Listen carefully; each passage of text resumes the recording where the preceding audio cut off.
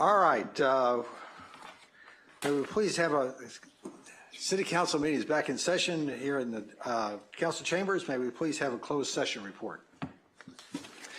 Yes, at 4:30 p.m. the City Council met in open session and recessed to closed session for the items listed on the posted agenda. All 5 council members were present and no reportable action was taken. All right, thank you, Trevor. All right, next item is the September 23rd, 24 regular meeting of the Malibu City Council is now called to order. In-person participants, if you'd like to speak, please submit your request to speak form to the clerk. Remote participants, if you'd like to speak, please join the Zoom webinar meeting printed on the agenda and raise your hand in Zoom when the item you wish to speak is called on. May we have a roll call? Councilmember Grisanti. Here. Councilmember Silverstein. Present. Councilmember Euring. Here. Mayor Pro Tem Riggins. Here. Mayor Stewart. Here. You have a quorum. Thank you. All right, pick somebody from the audience. Channing, would you like to lead us in the Pledge of Allegiance? So what happens when you sit on the end?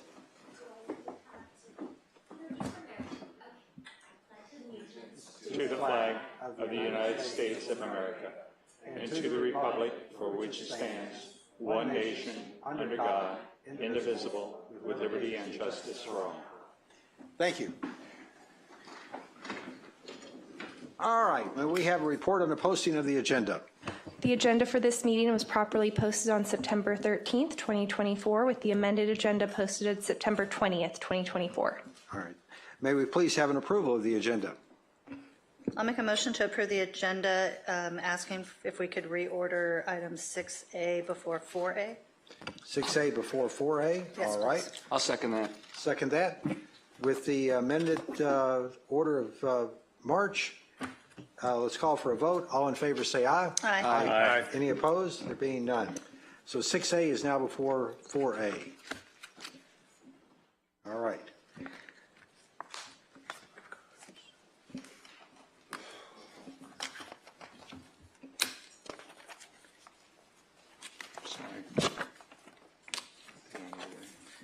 Okay, we don't have any ceremonial presentations. Let's go to the written and oral communications from the public. I would like to make a statement before we do the public comments. I want to say that the city attorney and I have discussed the concerns raised about public comments both on items not on the agenda as well as on specific items. We are all well aware that all speakers have the First Amendment rights that we all agree need to be protected and preserved. While we may not agree with and may even be offended by their comments, they have a free speech right to make those comments. We do have the opportunity to cut short comments that are not relevant to the agenda item that is being discussed. For public comments not on the agenda, usually item 2 on the agenda, these comments on this section need to relate to matters within the city's subject matter jurisdiction. We have a busy schedule tonight, busy agenda, so if the speakers persist in speaking on topics beyond what is called for by the agenda, their time will be cut short after they have been warned. All right, with that, let's move on. We have the speaker slips. I have here item 2A. Ann Payne is first, and then, let's see, Shelley Cremo donated her time, so Ann has 4 minutes. Mayor Shelley Crema modified her speaker slip to speak on her own. Oh, she is, okay. Yes. All right, so Thank you. I was hoping to have some time from someone who was not medically able to be here tonight, Lloyd Ahern. So, Ann Payne, I live in Sarah Canyon on Cross Creek Lane, which is up against the creek, and that's critical tonight. I asked Mr. Parker Davis if he would post these pictures from the books here in Malibu so you'd have an idea of how peaceful the contrast is on the top photo with the one down below it. It's such an idyllic place, and we were compared in the book about Malibu in the 80s to be a quiet place, not as wonderful as the old castle that's no longer with us. However, tonight I just wanted to be sure that you had an image of this lovely setting when there are goats running around eating weeds and all of that, or it's just a nice day in Malibu. But today, I would tell you that I'm not tall enough to get near the tops of the growth in the canyon and in the creek. And the reason I'm here as a former docent at the Adamson House in my Adamson House scarf is the damage from the storms in February not only affected all of our houses along the creek on one side, and we'll get into that in a minute, the damage and the debris went to the Adamson House, which is being eroded as well as our road. But the purpose of my being here tonight is simply to ask for your help. I know the mission statement of the city is that you want to be concerned about, or you are concerned about, the safety of the residents. We're very concerned because this storm in February was ferocious. It almost took damage to the bridge that's there. But there's some history there that you need to go back to, and that is in the 1990s, my husband and I moved in to Sarah Retreat in '88 and our family, and it's a great place for kids and adults and dogs and cats and everything else. But in the 90s, we had an plant expert on our lane, Cross Creek Lane, Jean Rosenfeld. She is no longer alive, but that's it? You have 30 more seconds. Oh, okay. State Parks got $1 million because we gave each of us gave permission to this trusted woman to say, yes, we want the arundo taken out of the creek because it's a dangerous plant. The nutrients that came down from Tapia have helped that arundo. There is a letter coming to you as council, a copy, I'm just going to finish my sentence properly, that State Parks received from Dr. Reinhard Noor. He is an expert on the creek. He sent a letter about a month and a half ago to State Parks telling them that the bifurcation of the creek happened because of the damage that caused the damage to the houses, Okay. to the creek. Thank you, Ann. Okay, thank you. Next is Shelley Creamer. After her, it'll be Norm Haney. Hi, my name is Shelley Crema. I'm neighbors with Ann Payne. I live on Cross Creek Lane, and I'm not quite as eloquent or organized as Ann, but I just wanted to support Ann's presentation to you that we need help from the disarray of the creek, and I'm struck by, in your minutes, we're talking about routine maintenance of streets and routine maintenance of trees, and we need some routine maintenance. My house was flooded again for the third, not my house, but my property. I've lost 5 feet of my property to the creek. I pay taxes on all of that, and I give it to the creek because I pay for all the way across the creek into the road. So we're really just here to invite you to hear our story. Try, and what your voice is better than my voice in matters like this. And I speak on behalf of several neighbors that are not here. It's not the first time. It's, Ann, for me, I've been in the house 5 years. It's the 4th time, and each time gets progressively worse. I've spent personally this last one $125,000 to excavate the mud, volcano, debris, fencing, canoes, chairs, animals, fish. I had dead fish on my lawn. So it's substantial. It's not, I know it's hard because we're up behind the gates and it's easy to not be seen. And so we would just like to be seen and heard. There's quite a bit of consequence for what's happening. And I would urge some support from all of you. Thank you for hearing me. Thank you very much. Norm?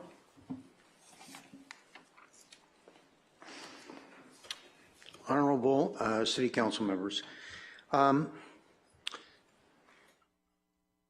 the other day I went to the forum where the council members spoke and offered their opinion about many things. But on the way there, I had the chance to look at the tower again. And I mean, it's like you can't help but see it. And I've been to several meetings where there are experts that have said it doesn't have to go in that location, that it can actually be located substantially to the east and behind the building. So there is another location for it. In fact, it doesn't have permits to look the way it looks. It's taller than it's supposed to be. And if it was a Malibu citizen, the city would not hesitate to file a violation immediately against them and put some pressure. Now, having said that, maybe you all can give me an update on what we're doing. And finally, I'll say I do understand the importance of the city working with the County of Los Angeles and not ruffling feathers, but working towards a acceptable solution. Politics is very important to us, and the county is this big, and we're this big. So thank you very much for listening. Thank you, Norm. We don't have any more speaker slips. Do we have anyone online? There's 2 raised hands. First is Ron. Ron? Go ahead, Ron. Good evening, council members. My name is Ron Napientek. I think it's important to expose what's happening as far as code enforcement is concerned real quick. And I agree that John Mazza probably has never made a complaint himself, but he doesn't need to because the system he and Steve Uring have put together doesn't require him to lodge a single complaint. As far as I know, Mazza has been a member of the Planning Commission for a decade and a half, which gives him a whole lot of information stored on city servers, which he pores over every permit application, squints hard, looks at it in different ways, maybe even uses secret decoder ring to find things wrong, and he always does. But he doesn't call code enforcement. He calls Malibu Township council members because as vice president of the MTC, he can tell Joe Drummond or Pat Healy to snitch, which they do. So Joe or Pat or some other MTC person complains to Doug Clevenger, Mazza then goes and finds a complaint and sends it to Doug and tells him there's a major violation that needs to be stopped immediately. So Doug sends someone over who tries to get onto your property. Then they tell you there's a major violation, that illegal work is happening, which he assumes is true because Mazza says so. Doug or his person gives you a violation before they even have proof. Then they threaten you with a misdemeanor or lien letter. So now you don't know what to do. If you don't let them on your property, what power do they have? They accuse you, put you on the defense, and then you have to prove you did nothing wrong. In the meantime, you have a code violation, and Steve, John, and the MTC come after you actively. You have no idea what's going on. You have no idea this is illegal. They come in like they have grand jury powers, and they threaten you. If you have a gardener, a construction worker, someone on site who lets them in, they'll take advantage of this. They'll illegally enter your property and write it up based upon the chain of events started by Mazza or the MTC, then Doug Clevenger. But you should know you're being accused based upon an email chain from a small group of individuals who think they run this city. It's scary to get this letter. It's scary to get the knock on your door, and it feels like they're going to send you to jail. But as a resident, you have rights. To enter your property without permission, they would need a court order, but they don't have one. And what's sad is you're presumed guilty. But it's a scam. It's all being run by Steve Euring's appointee, John Mazza, who's an unpaid volunteer wielding an immense amount of power. It's kind of like your house is going to be illegally searched and it's all run by Mazza. I think John Mazza and Steve Euring are personally responsible for a lot of the bad stuff happening in our city, Malibu. All this seems illegal. It seems like a scam. Steve and John would have you running for years. They control Malibu, and if you're new, they don't want you here. They'll run you over with these tricks and scams, and you're going to be a victim. Thank you. Thank you. Who's next? Ari. Ari, go ahead, please. Hey, thanks. Can you hear me? Okay. We can hear you. So, council members, I'm really offended by a Facebook post that has come to my attention just today. It's outrageous. It's sexual in nature, disparaging women. It's disgusting, explicit, creepy, and I cannot believe my eyes. Back in 2020, council member Bruce Silverstein ran a Facebook page and he publicly posted some really horrific stuff. I'm going to explain a couple of these posts. I was thinking of sending these to the clerk for everyone to see, but it's just too disgusting. The first image reads, "This shutdown is bad for everyone, but it is especially bad for men. Men are losing $1 for every 79 cents that women are losing." Yes, Bruce Silverstein, who represents I don't know how many thousands of women, actually posted that. On another image, a woman is riding piggyback on a man's shoulders, and the man is using her underwear pulled over his face like an N95 mask. It's not funny. On another series of postings on an album Bruce seems to have named Hookers, two women are holding a sign that says F, which is short for the F word. F today, pay tomorrow. And then there's another image under that same album named Hookers that says, "I can't help but wonder when I see a mattress on top of a car, if hookers are doing DoorDash now." The most sexually explicit images are on an album that he named Illusions. The text says, "I'm not very good at drawing, but wash your hands." The illustration shows what appears to be a woman about to be sodomized. If you look closer and use your imagination, it could also be seen as a sink or a faucet, but I promise you that a sink won't be your first thought. And the other image says, "If you don't see happy people, you've been in lockdown for too long." So who are these happy people in the image? Well, most people would say they see the lower halves of women's naked bodies with a focus on the pubic area. I don't know what's funny about women being less valuable than men. I don't know what's funny about calling women hookers. I don't know what's funny about sodomy. It's unacceptable for a public official to act this way. It isn't right, and it needs to stop. Thank you for listening. Okay. Do we have any more public speakers? There's two more hands. Rosemary Ide. Rosemary, please go ahead.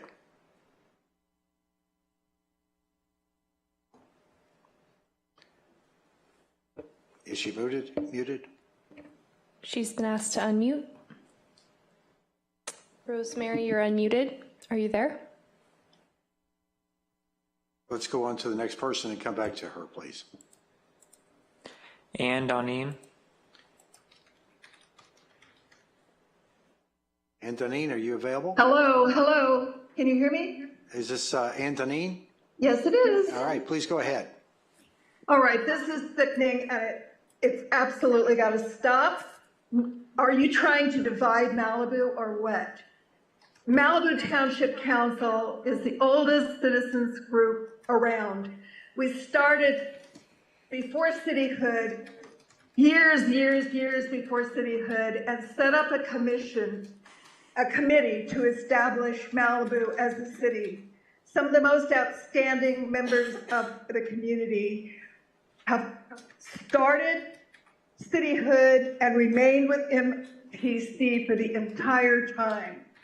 Trashing this reputable, distinguished group that I was only too excited to join is just ridiculous. It's absolutely ridiculous. We've always enjoyed a fabulous reputation in Malibu, and we are elected on a geographic basis as a watchdog for city council. Now, if the city council candidates don't like that, there's only one reason. It's because we stand for protecting Malibu, and we love it, and we don't want excesses, and we're sick of people driving 65 to 75 miles an hour and blinking their lights behind us as we're on the highway because we're not moving over. I can't even believe this is happening in the city that I love and the city I was born in more than 70 years ago. I hate to say how many, but I've always loved Malibu and I want to keep it gorgeous. And what we have right now due to pollution is sea lions dead in the beach with nobody coming to pick them up, but they're dead, for goodness sake. And why are they dead?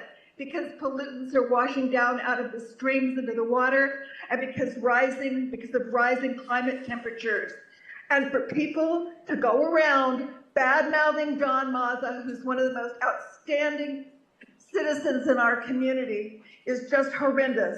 And who's doing that? It's Paul Grisanti. Paul Grisanti does that at his meet and greet meetings, and he's done it repeatedly. And he is taking to task Joe Drummond, who is the only woman of color on any city commission. And we have only 7 women on all the city commissions. And for you guys to go and actually sound vulgar as you're testifying before city council is completely outrageous and completely childish. And it's what mean kids do in high school. And I just hate it. I can't believe that this is happening in my own beautiful, beautiful paradise in the world. One of the most beautiful places I ever could imagine, and a place where I waited my entire life to come back to. The place where I was born and lived as a child, only to be greeted by this divisiveness and horrendousness. Stop it. Okay, thank you. Let's circle back to Rosemary Ive. Rosemary.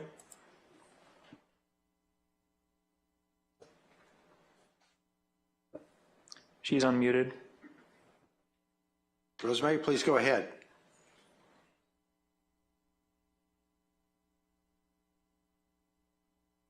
Okay, obviously we're not making a connection with her. Are there any other speakers? There's one more, Joe Drummond. Yes, Joe Drummond, please. Hello, city attorney, council members, city manager. I'm glad that no one was trying to talk about my residency, which I have verified now twice to the city. Anyone can request public records for verification, disproving ridiculous, fabricated, false claims about my residency. And I am deeply concerned by the false and politically motivated witch hunt directed against me, Malibu Township Council, my city council appointer, Bruce Silverstein, and Councilmember Steve Uring, and his appointee to the Planning Commission, John Mazza. The ongoing attacks are orchestrated by political supporters of the remaining incumbent candidate, Paul Grisanti. I reported this matter to the FPPC as false representation. These tactics are being used to benefit one political campaign and clearly campaign related. During the Eastern Malibu Candidates Public Forum at Camp 8 and also during a Big Rock meet and greet on September 22nd, candidate Grisanti made similar false claims that MTC is responsible for abuse of staff within the city's planning department. Staff members in planning will tell you otherwise. We have a great relationship with the wonderful existing staff who remain helpful on the rare occasions that MTC asks for information on a project. Other council members have also made derogatory comments about MTC while on the dais. On August 5th, 2024, the city, including Councilmember Grisanti, received a copy of MTC's cease and desist letter, which he has completely ignored. These organized attacks began only after the MTC's appeal was granted by the majority of the City Council, with Grisanti as the lone dissenting vote. I would also like to challenge individuals such as Bob, Jacob, Cato, or others using fictitious names to present themselves at City Hall with government-issued photo ID, sign a formal complaint outlining their allegations against me, Bruce Silverstein, Steve Uring, and have this documented, notarized by the city clerk. In exchange, I am willing to sign a public document after confirming that the person in question is indeed a Malibu resident and verify their identity along with any relevant affiliations or compensation. The public has the right to request this information, just as I have provided my own documentation, which disproves all the baseless accusations against me. Finally, as the only person of color on any city commission in Malibu, I take exception to the effort by all the wealthy white people, developers, and Grisanti supporters to try, ironically, to drive me out of town. Insofar as this discriminatory conduct is being conducted by city decision makers and even city staff, the government, it constitutes a prima facie violation of my civil rights. This orchestrated campaign of slanderous assault must be stopped immediately. Mr. Mayor, just as you cut off people who say the N-word, those discriminating against residents like myself need to also be shut down. As has been said, we are the good guys here and they are the bad guys. Thank you. Thank you. Can we go back and see if Rosemary is available one more time?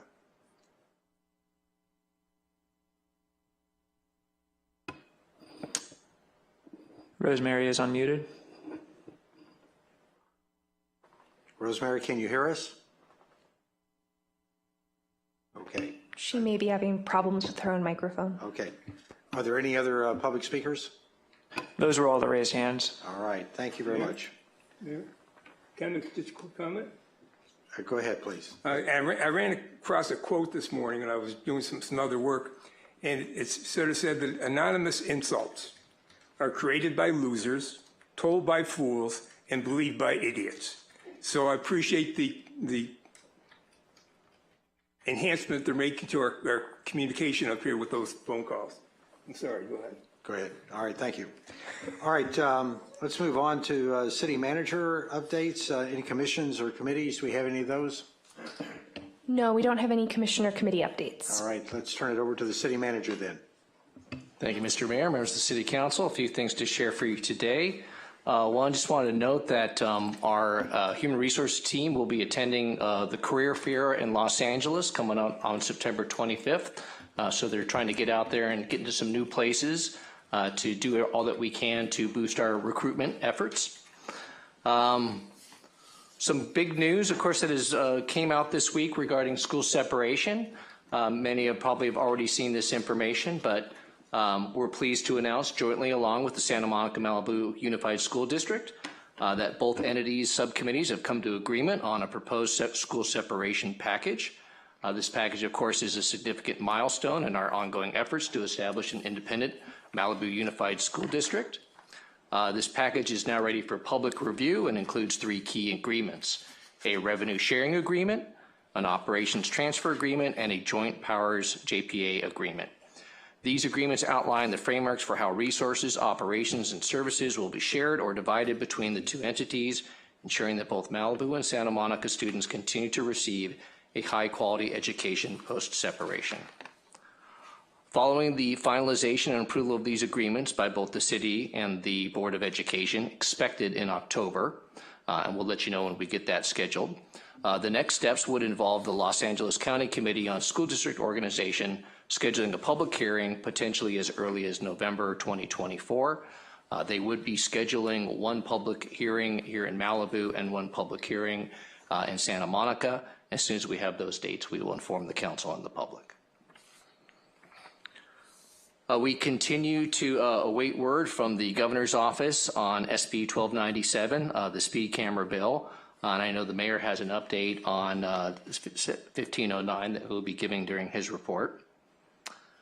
As I had reported at the last council meeting, we did send staff and a comment letter to the California Coastal Commission meeting on September 13th regarding a public access project proposed by MRCA at Lechuza Beach here in Malibu.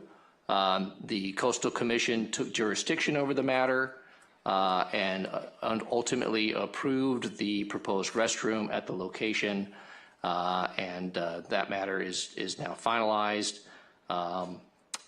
Just wanted to report on that. Not this last weekend, but the Sunday before, we held our 6th annual Safety and Preparedness Fair here at City Hall. Happy to report this was very well attended. We had over 300 people with over 100 children here for the event. They enjoyed a variety of educational opportunities and was, again, a very good turnout by all. On September 12th, those who were around got woken up a little early with the jolt of an earthquake. And then coincidentally that morning, we had already scheduled our Malibu Disaster Council. So it just happened to be on the calendar. At the meeting, the Disaster Council heard an update to our emergency operations plan. And we were incorporating a number of local organizations and volunteer organizations that would be part of our emergency outreach effort. And at the meeting, we heard from each one of those organizations. That plan will be coming to the council for final adoption. This last weekend, there was a coastal cleanup event. The City of Malibu and environmental program staff collaborated with the California Wildlife Center and Heal the Bay to host the 2024 Coastal Cleanup Day at Nicholas Canyon Beach. A total of 33 people participated, including our own Mayor Pro Tem Riggins, in those cleanup efforts. They successfully removed almost 200 pounds of trash and recyclables. Some notable items included a buoy, a bike rack, and a mini fridge. Additionally, dozens of pounds of microplastics were also recovered from the beach. Overall, the event was a great success, and thanks to our strong partnership with California Wildlife Center. Also want to announce that for those who have been keeping track of what's happening with the Topanga Lagoon Restoration Project, there's no loons there, unless that I checked. The plan for the restoration of the lagoon and a portion of the historic Topanga Ranch Motel has now been approved by California State Parks. The approved restoration plan identified in the Topanga Lagoon Restoration Project final environmental impact report, preferred hybrid alternative 3A, which was developed and selected after extensive public agency and land manager feedback. With the certification of the final EIR, the project now embarks into the design phase. Members of the public can learn more about the project and review the environmental document at the project's website at topangalagoonrestoration.org. Additional public meetings will be scheduled to get public input on the design and the use of the visitor services features. Public is also invited to provide their feedback via the project website's inquiry form. And in terms of events that I attended the past couple of weeks, we did have our quarterly meeting of the Pacific Coast Highway Task Force, where we heard from a number of agencies and law enforcement officials as well on all the efforts that are underway with Pacific Coast Highway. Most of those I've already detailed in my previous reports. And of course, we're waiting there is still an upcoming workshop for the master plan feasibility study, which I don't have in front of me, but I'll get that to you. And of course, we have the next PCH task force coming up in December. Also attended the Las Virgenes Malibu Council of Governments meeting, where we did approve some additional funding for Measure M funds that will be used for a variety of projects throughout the county and also in Malibu. Let's see. We also held a City Council candidates information meeting on September 12th, which was attended by 3 of the candidates. And then last week, September 18th, we held a special city council work session to discuss updates to the city's work plan. Thank you for the council's participation in that, and those changes will be coming back soon to the council for adoption. City also hosted 2 sessions provided by our California Joint Powers Insurance Authority on leadership and good governance, which was attended by all members of the city council and many members of the city's commissions. So thank you to everybody who participated in that. And then lastly for me, just want to note that we've got 5 Mondays this month. So next regular city council meeting will be in 3 weeks on October 14th. That will be the date that we will be switching to our earlier start time. So on October 14th, the regular meeting will begin at 5:30 p.m. That will only be for ceremonial presentations, the consent calendar, city manager, and commission reports. All other matters would be heard at 6:30 p.m. or later, including public comments, as well as city council member reports. So again, that'll begin October 14th at 5:30 p.m. And then at 6:30 p.m. for public comment and all other matters. That is it for my report. I do know that Sergeant Soderlund is here with the Sheriff's Department, or I'd be happy to answer any questions before we go to the Sheriff's Department. Any questions, Paul? Steve, a couple days ago, I was talking to Mary Ann, and I found that we had both contacted you asking about the mobile home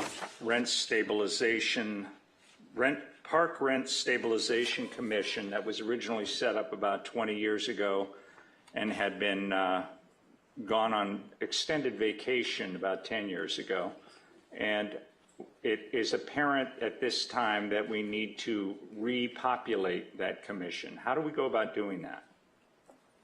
So we would need to do a little bit of research just to see if there's anybody still remaining on that commission. But we could initiate a recruitment process and advertise that out. Once we get candidates, that we would need to bring that forward to the city council, who believe that there's each council member gets to appoint 1 member to that committee.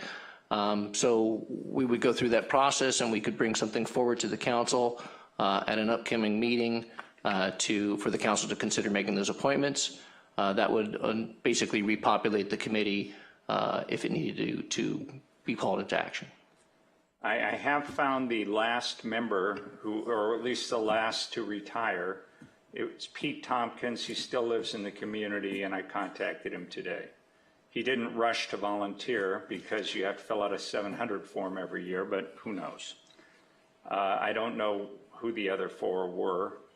And I thought I saw in here somewhere that we each get to nominate someone, and we can nominate as many people as we like, but they have to get 4 votes to be on. Is that correct or not? I spoke to you about that earlier today. You did. I looked into it, and that was an inaccuracy in a previous staff report. Per the code and the ordinances, it's structured similar to your other commissions, where each council member appoints 1 commissioner. Okay, thank you. Can you maybe, or Mary Ann, just give us a brief comment about why we need to bring this commission back? As you may know, the Point View Mobile Home Park closed about, I think 9 days ago or something like that. Sale closed, not the Sale closed. The sale closed. And by the way, the actual sales price of $170 million just hit the tax assessor's reports that are available to me. I'm sure other people have known before that. And that's a substantial increase in the taxable base of that park. And so there will be an attempt, I would guess, to get back some of those taxes they're having to pay. The other thing is I talked to an appraiser who does mobile home parks, and he says that they never sell. They are into it to rent space forever. So that's a good thing, I think, for stability. All right. Mary Ann, do you have a comment? I just want to say I think it's important that we do reconstitute this commission. I think there's a lot of concern within the people who are living in the park, and I think the city taking the lead and having the commission there to investigate and hear what their rights are and what options regarding any rent stabilization or other protections that they're entitled to through the city. That would be good. Sounds like we have a consensus to bring this back as a reformulated commission, I'm sorry. Is that the? We can't take action, it's not on the agenda. I actually have this on my list of things to talk about during comment, but since it's come up now, I'd like to say something, please. Go ahead. Okay, so I have on here a request that we have a consensus to bring back an agenda item at our next meeting to give direction to the city attorney, to the city manager, to bring back a reformulation, a reconstitution of it, because I think that's the order in which we have to proceed. I also would like us to form a committee to review the ordinance, because I think the ordinance has a lot of holes in it that need to be filled. On Sunday, yesterday, Steve and I addressed 100 members of the Point Dume Club about this issue, and I discussed it with them, and there are problems with the ordinance. They may not be problems for the residents, but it could be written better. And I think we ought to bring back an item to appoint a committee to look at the ordinance to see what holes need to be filled. We need to bring back an item to reconstitute the commission. And I did read the code to say that it's a 4/5 filling, so I'd like to understand where each of us gets an appointment, because I thought it was different than the other commissions, that it actually is filled at large by the entire city council, and it's a 4/5 vote. It was a very strange provision in the code, but that's what I read it to say. Okay, I think, and you said it much better than I did. It's not a motion, it's a consensus to bring back a motion. Consensus to bring back two items, the commission and a review of the ordinance, correct? Yes. All right, everybody's in agreement with that? Yes. Any opposed? Being none? All right, Steve, I think you got another thing to do to your to-do list. Is that it for you, Steve? Yes, thank you, Mr. Mayor. Sorry. All right, Sergeant. Good evening. Glad to have you back. Thank you. Good to be back. Hello, City Council. There's some notable incidents over the past 2 weeks, so I'm going to give you a synopsis of those. On the 18th, at approximately 1:30 in the afternoon, the deputies responded to the Nicholas Canyon Beach on the west end of Malibu for a arson. And in this incident, State Parks lifeguards were at Leo Carrillo Beach when they noticed a plume of smoke coming from the east end of Leo Carrillo near Nicholas Canyon Beach. They responded and found a spot fire, which they put out using a fire extinguisher. They also located a transient nearby and detained him. The deputies responded, questioned the transient, who admitted to starting the fire with a lighter, and he was arrested for arson of a forested land. We investigate major crimes such as arson. We have our arson explosives detail who specialize in that, so that's why we took the investigation from State Parks on that incident. On the 19th, which was a Thursday at approximately 4:29 hours in the morning, a burglary occurred at Aviator Nation. In this incident, the window was pried open and a suspect entered the building and stole approximately $2,000 worth of items and also caused another $2,000 worth of damage to the property. Our Detective Bureau is currently investigating that incident. And again, on the 19th, at 11:15 in the morning, a female resident of Port Wainemu was arrested for drunk driving DUI near the area of Wagon Wheel Elementary. She drove her car up to the upper parking lot near the elementary and parked and passed out behind the wheel. So deputies were able to respond quickly. Kudos to the staff there who immediately called us, and we were able to arrest her before she hurt anybody.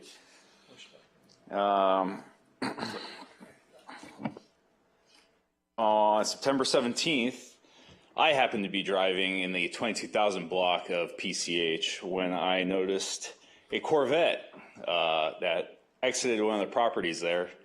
Parker, if you want to put the picture up.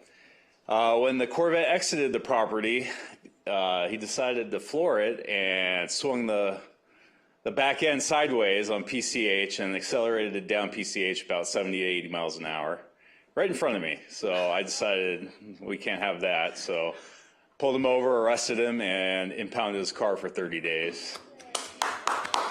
That deserves applause. Also, you may have noticed the unattached trailer at Corral Beach is gone. We removed that about a week and a half ago. And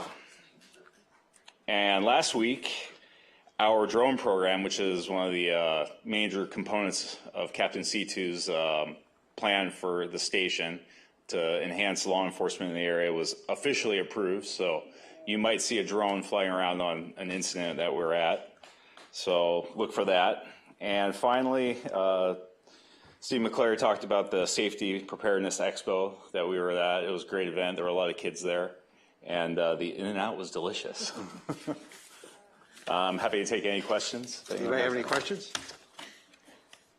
For those that don't know, where is Wagon Wheel located, please? It is adjacent to St. Aidan's Church. Above Paradise Cove there. Okay. On the north side of the street. Yes. So we don't have any small children. That's the reason why. All right. All right. Anybody have any other comments? Good. Steve. The drones, the host team, did they get to use the drone also?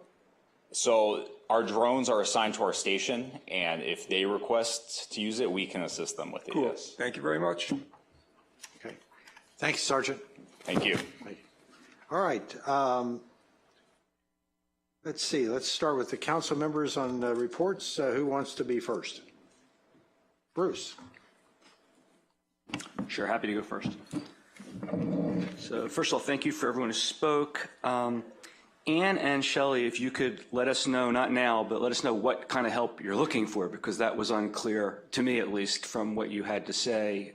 We can look at whether that can be provided or not, but I sympathize with your situation. I'd like to understand what it is you're looking for. One of the comments by Ron, I'm not going to comment on most of the things he said, but there was one thing he said I just want to point out. He said that John Mazza, as a member of the Planning Commission, has access to the city servers. I don't know what that means, because as a member of the City Council, I know I don't have any access to the city servers. The only information I have from the city is what I get from going on base like any other resident of the city. I can send a request to the city manager or to a director of a department and ask for information. And my requests are a matter of public record when I do them. I imagine it's the same for anyone else. And in fact, any resident can make those requests as well. In fact, and they can also make California Public Records Act requests. So I don't know what Ron, whoever he is, was talking about when he said that. I don't know anything about any of the other things. I want to come back to the memes that the person was that Ari was talking about in a moment. I have a request for a consensus for one other thing, which is that we got a letter from Malibu Film Society, and I also had spoken to Scott Talal yesterday about another film series that could be at the at this auditorium. So I'd like to ask for a consensus to bring back an item to have the city manager or some other person in the city work with them to put together a proposal and bring it to the city council for formal action to consider whether to have another film series here. Can we get a consensus on that? It's good for it. I'm good for it. Sounds good to me. Yeah, I think we're all good for it. Steve, one more thing to the to-do list. I think that Scott will do the heavy lifting. Yeah, I mean, I think be happy to look into this further, and I think we could probably make it work. But I just, we did the first one kind of on a trial balloon. I think on this one we'd have to see if we're going to do it. Are we talking one more additional, or are we talking on a continuing basis? If it's a continuing basis, we probably just need to see how we can work that into our staffing resources, that's all. All I'm asking for right now is that we bring back an item to have that discussion. And I think Scott can do the lifting on putting together the item so that we can have that discussion. We can't discuss substantively what we're talking about because it's not yet on the agenda. And I don't think this is intended to add to the staffing resources that may already be stretched thin. And one of the things that need to be covered is just what we do need to have in order to pull it off if that's required. Okay. Two other items. We have a consensus on it, correct? Sounds good. Okay. Okay. Joe made claims that whatever these attacks are being orchestrated by Paul or people who support Paul. I've not seen any evidence that Paul has any involvement in it. I suppose he can expressly deny it himself, because I'm sure that that's the case.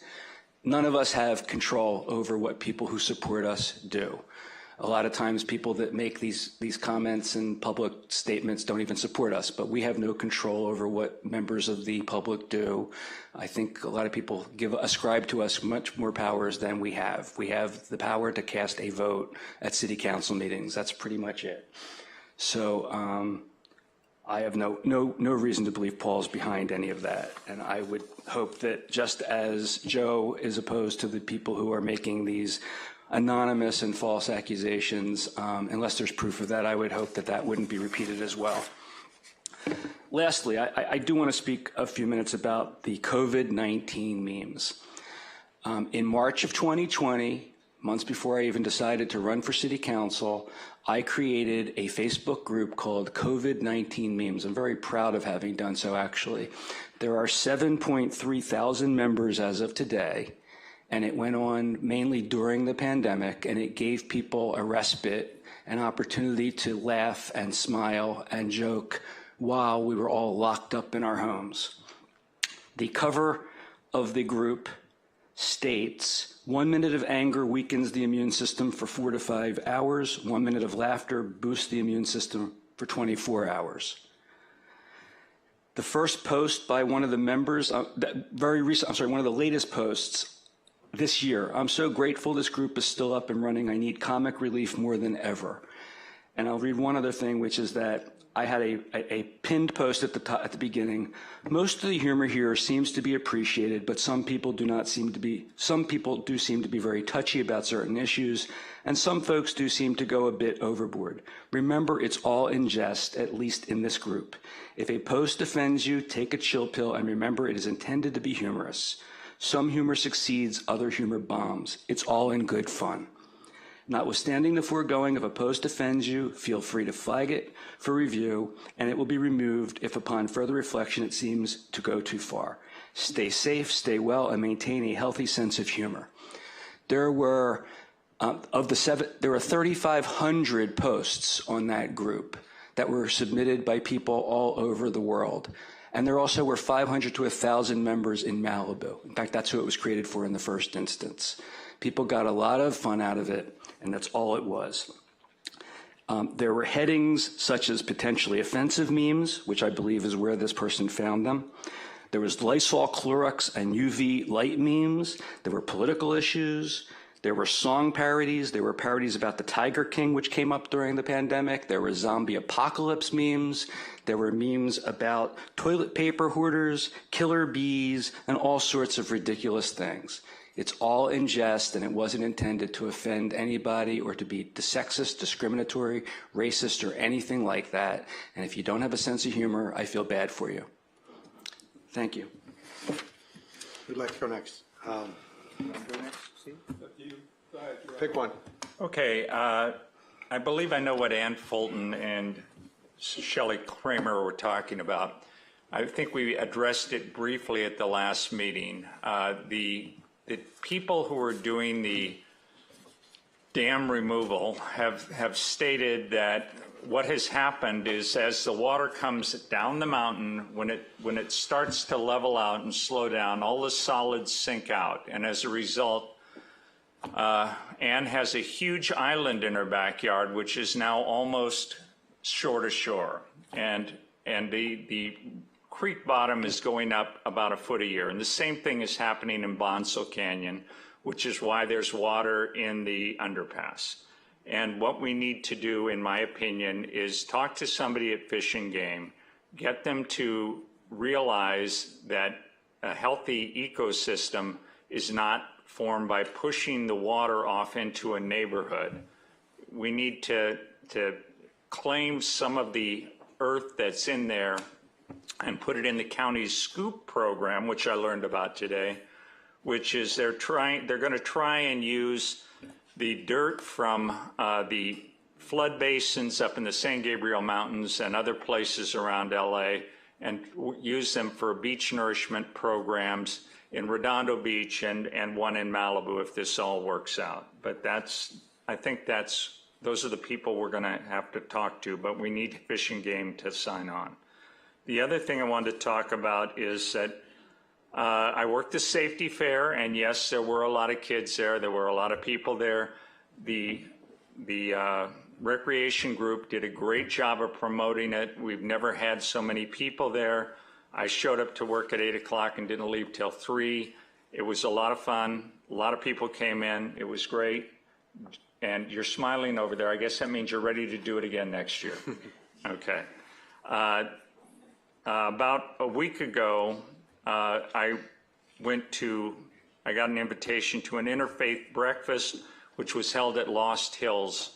And after they had all the meeting downstairs, they took us up and showed us their system where they are monitoring mostly business videos, and if there's a problem, they can go to those businesses' videos on a set of screens they've got in the station. It's a great thing. They don't have much participation in Malibu except for the Ralph Center so far, but I think it would be quite useful. And if you have a business in town and you're thinking of getting involved, please do. The other thing they're trying to do is they have put out there that if you want to register as someone who has a camera, if there's a crime in your neighborhood, it may be very valuable to them if they can call you up and say, can you look at your camera and tell us what it is? And if it's something useful, send it over. A car was stolen from a house a couple doors away from me 2 weeks ago, and the guy got on the phone with the sheriff's department and everybody around there. Inside of 20 minutes, they had pictures of the vehicle leaving the property and the time and all the rest of that. And the gentleman also had some sort of tracking device on the truck, and he was able to tell them exactly where it was. And when it got to Santa Cruz, it was met by someone from the police station up there. They got the car back, and it's being shipped down. I don't think it's arrived yet. The other thing I wanted to say is today there was a Beaches and Harbors meetings regarding the Beach Nourishment Project, and I was tapped to introduce the Malibu portion. There was another gentleman from Redondo Beach who did that, who's also a city council person, who did his. We talked about it for a long time. Unfortunately, I don't believe anything is going to happen before 2027. And that's about it for me. Paul, before you're finished, do we need consensus to get something from the city to interact with beaches, not with beaches, with the, who was it you said needs to deal with the water issue of Fish and Game? Do we need to do anything, or is that something the staff will just do? Anything we can do to talk to Fish and Game would be useful. I don't know what would be useful. Steve, you look like you know. Well, I'm not sure I know that, but I think it's going to be more state parks than it's going to be Fish and Game. Because you're exact, that's what's been happening. The water's coming down, dropping sediment into the creek, so it's raising the bed of the creek, and then the nourishment is improving the growth behind Ant's house. And someone's going to have to go in and dredge that creek. Well, I'm just trying to understand, do we need to give direction through an agenda item at some point, or is it enough to have just flagged it tonight? I don't know. I would love to have an agenda item about it. I'm sorry, I would love to have an agenda item. Oh, Steve McClary. Yeah. Thank you for being recognized. I'm happy to reach out tomorrow to the state park superintendent and to communicate back to council what I hear back. And then subsequent to that, if there was a desire to add an item to a future agenda, that could be expressed to me outside of the meeting, and we could add something on if necessary. But happy to reach out to the superintendent tomorrow. Thank you. Quick comment. I just wanted to ask, Ann, is that near with our city limits? Is this something we need to get the county? Is it all within the city limits area? The creek, where it's building up, is it also part of the county area? Is it just? I think it overlaps. Okay. But the issue is we need help with state parks. They got $1 million. Right. Okay. Yeah. All right. Well, To well, clear that, okay. they didn't do it. Malibu needs the money back for you guys. All right. Well, you A got, big tractor. All right, Steve, go ahead. okay. You're right, Ian. I mean, I think state parks, they got to dredge it. If we get them to, and the problem's going to be when they start taking down the dam.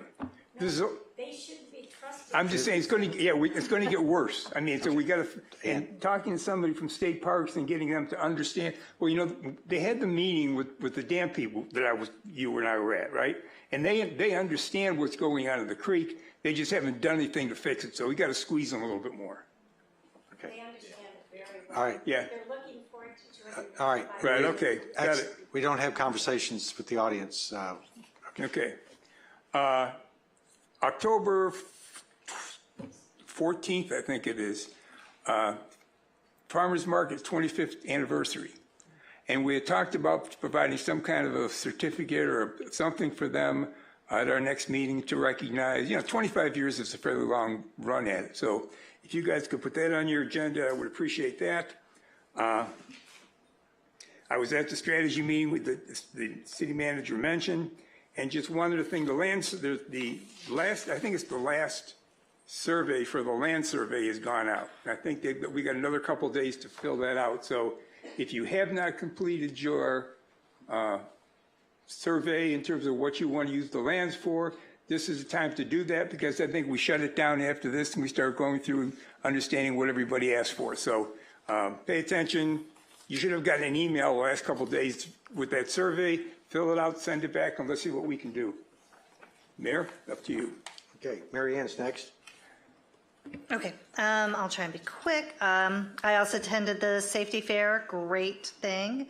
The coastal cleanup on Nicholas Beach was great. Malibu Brewing donated some food. They were very nice, and the California Wildlife Center was fabulous as usual. I went to the Malibu Speaker Series with Safiya Noble, and she is a professor at UCLA and has written a book called Algorithms of Oppression. And it's how the internet has program bias. So work she's doing to try and work with the companies to refine how search engines and the modern day section of that actually goes through and make sure that they're giving accurate results. So that was really interesting. So when you're doing your searches, just be aware that sometimes you're getting led by what the computer thinks, not what you're actually looking for. We talked about state parks, and the city manager is going to take care of that. I also got contacted by some parents with our schools, and they're interested about talking about a pilot program for school security. I know that they've been meeting amongst the schools. The city has our public safety department, the sheriff's department, and such. So I was wondering if there's a consensus to bring an item forward to talk about public safety at the schools and whether or not it's something that the city council might be willing to assist the community with. They're not getting too much traction with the district of getting approval for actually having security officers on site or adjacent to the schools. And the elementary schools would like to talk about a public pilot program to staff resource officers at those locations and what can be done with the city to help them out with that. I thought we just went through this about 18 months ago or so.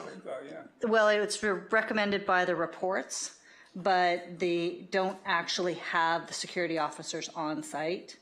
And there's some funding issues and things, and they were hoping that the city might be able to help them out with some funding to start the pilot program. Okay. Any opinions on bringing this back again? No. Love to hear a report. I'd love to hear a report. Okay. Steve, is that agreeable to you? If council wants it, we'll find a date and we'll bring that report forward. I'll probably need a little more background information. I'll follow up with the Mayor Pro Tem. All right, thank you. Thank you. Thank you. And, there is another library speaker series, a movie tomorrow, not the 24th, the 30th, here Okay, and that's in conjunction with the Boys and Girls Club, and it's talking about mental health and adolescence and such. So I'd recommend everybody look on the city's website for the library speaker series and get involved and see the work that's being done to make sure that our adolescents are having their mental health issues addressed and paid attention to stuff, and come here on the 30th for the movie. And that's it from me. All right, thank you. All right, on the Sierra Retreat issue, I think we had this, I know I had a conversation with Ann and some of the other residents there about this exact issue. We identified it as being a state parks issue. Richard Fink, the area superintendent, I think is who the city manager is going to speak with, has already come across as a friend of the city's, and let's see what he can do to help us out on this. I think he's a right place to start.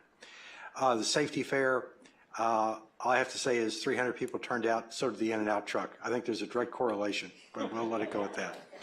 Okay, I want to talk very quickly about the veto of Senator Stern's bill regarding speeding 26 miles an hour over the speed limit. It's a big disappointment that that was vetoed. This bill passed through with votes to spare in both houses and was vetoed over the weekend. Senator Stern fought very hard for this bill. I personally talked to him several times on it, and it was a real disappointment to him.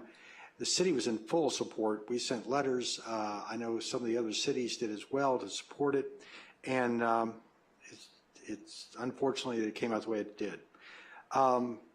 We have a statement that's been issued by the city today on our position about this, and we hope it does not have any impact on our speed camera bill, which is a local bill as opposed to a statewide, as Senator Stearns was. And we understand our Senate Bill 1297 is still on the governor's desk, and we have done everything we can at this point. And if there's anything else, we'll do that too to get that passed. There is solid evidence that Malibu will benefit from this. These speed cameras are effective, and we are the poster child of someone that could benefit from these speed cameras. So we'd like to make sure it gets passed. As Mary Ann mentioned, we attended the PCH Safety Task Force last week. There's an important item that I want to mention. The Caltrans had a comment that said encroachment permits are exempted for law enforcement devices. And I perked up and I said, oh, I know where speed cameras can go. I know where license plate readers can go, and a variety of other things. So I hope they remember that when our staff goes back and says it's time to put the speed cameras in and the automated license plate readers, which, as Councilmember Grisani mentioned, we were over at Lost Hills last week, saw the beginning of the crime fighting center. It is what you would expect to see on CSI or FBI or these other TV shows. And I think the grand opening is, the ribbon cutting is going to be this Friday. We have a shortfall compared to the other cities. The 101 corridor is well covered, and it looks like we don't exist on their map because we don't have our traffic cameras in place yet, which are part of the traffic synchronization. Our automatic license plate readers that the other cities have are not up, and they also have red light cameras on it, as well as the commercial locations that are willing to share their camera data. This is not Big Brother. It's only when something happens do they turn these on and they access the public information. They do not own any of the cameras. It's all about shared access with someone else like Caltrans or the business owners. So I encourage us to get these up and running as soon as we can. I also want to mention the other thing that came up in that meeting. The people on Sunset Mesa, the area between Topanga to the city limits of LA, are just overwhelmed by RVs. And Supervisor Horvath's staff has been on top of this of late, and I'll share an interesting comment. They did a survey of each one of the RVs down there, and only 3 had people in them that had housing difficulties. The rest of them were people that were using them as a beachfront cottage or restoring their RVs there. And it became very clear, but by the way, the residents are rightfully indignant. It's just a mess for them. And you can imagine none of these people have pump out stations. They're dumping it right there. It's sad what it's doing to the environment, not to mention the access to the public. Tomorrow, Supervisor Horvath will be submitting to the supervisors meeting a motion to add tow-away zones to the parking restrictions along their section of PCH there at the beach. Now, why this is important to Malibu is back in 2017, 2018, when they started this, they faced the same uphill battles that Malibu had had with Coastal Commission as well as Caltrans. They overcame those, and in 2019, they got signs up that said, or 2018, signs that said if you park on the beach side or the land side, you have to move, depending on what the sign says, between midnight and 2 a.m., and the other side of the street is from 2 a.m. to 4. So at the middle of the night, you have to move your vehicle. We have those signs now in Malibu because we copied and drafted behind the county for them to be able to put those in place. The RVs that you see parked along the streets today know that they can get a ticket for that, and some people there have chosen to be scofflaws and not worry about it. And it's unfortunate that appeals court decision last year restricted our ability to tow vehicles because they have unpaid traffic tickets. However, by adding this tow-away zone to it, as you will see, everybody that's paying attention to this is going to be driving down PCH now and looking to see what the signs say. Some of them predate Coastal Commission, and they say tow-away zone.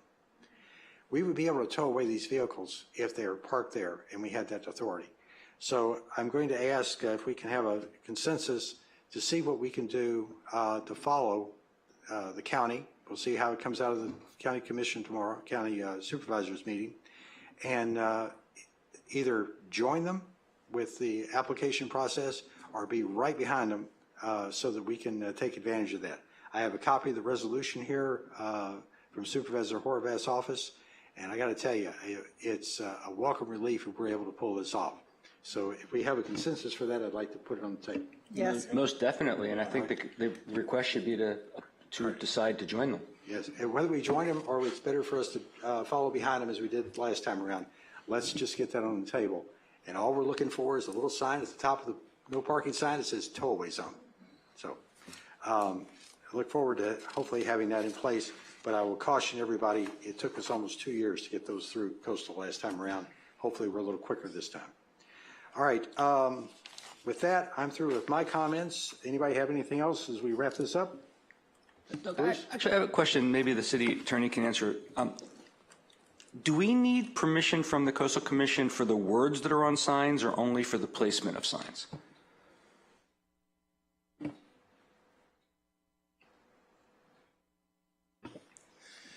The sign can affect the intensity of use of land, so the interpretation from the Coastal Commission is that it does require that. Is there decisional law that says that when a no parking sign exists, you require authorization from the Coastal Commission to add the words tow away? So I'm sure there's not a specific case on that particular topic, but there's a number of decisions that do deal with the requirements of signs, and we're happy to up to the council on that. Okay. Because I think that's worth exploring as well. Yeah. I will say that the council, Sergeant's coming up. Provide some comment on that. Yeah, please do. In the situation going on between Topanga and Coastline, I'm involved in that as well. Yes, Coastal Commission wants to be involved in anything which would restrict access to the beach for the public. So any change in signage has to go through them. They may want it. It doesn't mean they're entitled to it. Well, I think the supervisor, Sure, that's Horvath's going a to job take for Trevor. All right. With that, Paul has a comment. It would seem that the counter to their argument is that the fact that there are RVs parked nose to tail, unoccupied for days at a time, blocking the view of the ocean, is also an access to the beach problem. So I would think if they think about it sensibly, they would opt for allowing greater numbers of the community to see the beach. Just on the pollution issue on its own should be more than enough. Trevor, go ahead. I was going to say that's the argument the city did put forward that did get a lot of our restrictive parking put through, was these vehicles that would stay there for long periods of time and then prevent access. But it still is a difficult process that has to be worked through. As I said, it's going before the supervisors tomorrow morning. Supervisor Horvath is making the motion. And wish her good luck on it. We're going to be right behind her. Okay, with that, if there's no other comments, let's move on to the consent calendar. All right. Do we have any speaker slips? We don't have any speaker slips for the consent calendar or any raised hands on Zoom. All right, very I'll good. make Do a we motion wanna- to approve. Do we want to pull I want to anything? pull 3B14. 3B14.